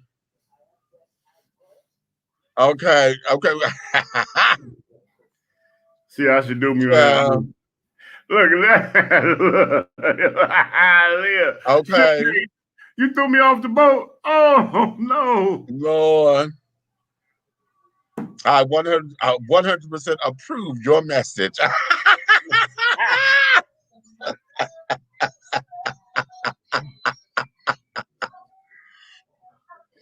Okay. Lord have mercy. I'm trying to tell y'all the absolute honest truth, honey. Oh, yes. Okay. But on that note, my darling, wait a minute. What? Yep. Thanks for coming out. God bless her. Good night. Auntie Nikki recognized it was Mr. Nasty time, and it's time to go. Oh, you so stupid. Mr. Nasty time, yeah. But she know what we do. She know shit. And quiet as it's kept, honey, I need to make a phone call, but that's all right. It's all right. Well, I'm gonna tell you like this. I appreciate everybody. Honey, we're gonna let y'all bringing me in, Meech. I appreciate it being a co-host on Dish and T, whole 9 yards. But tonight is Friday night, and it's 1-800 pounce on some pussy.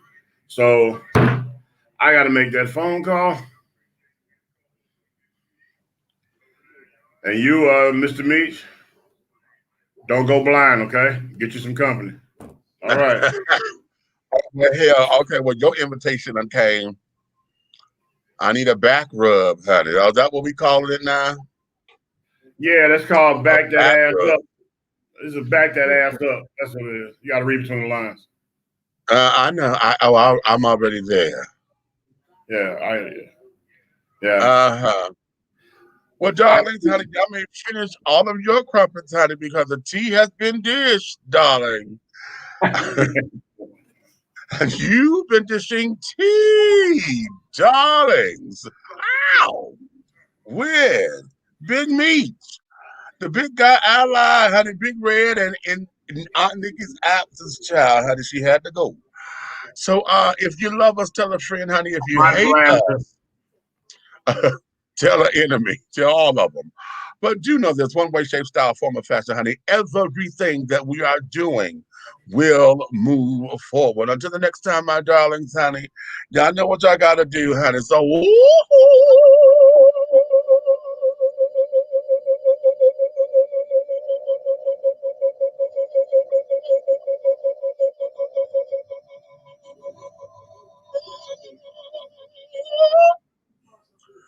and scene.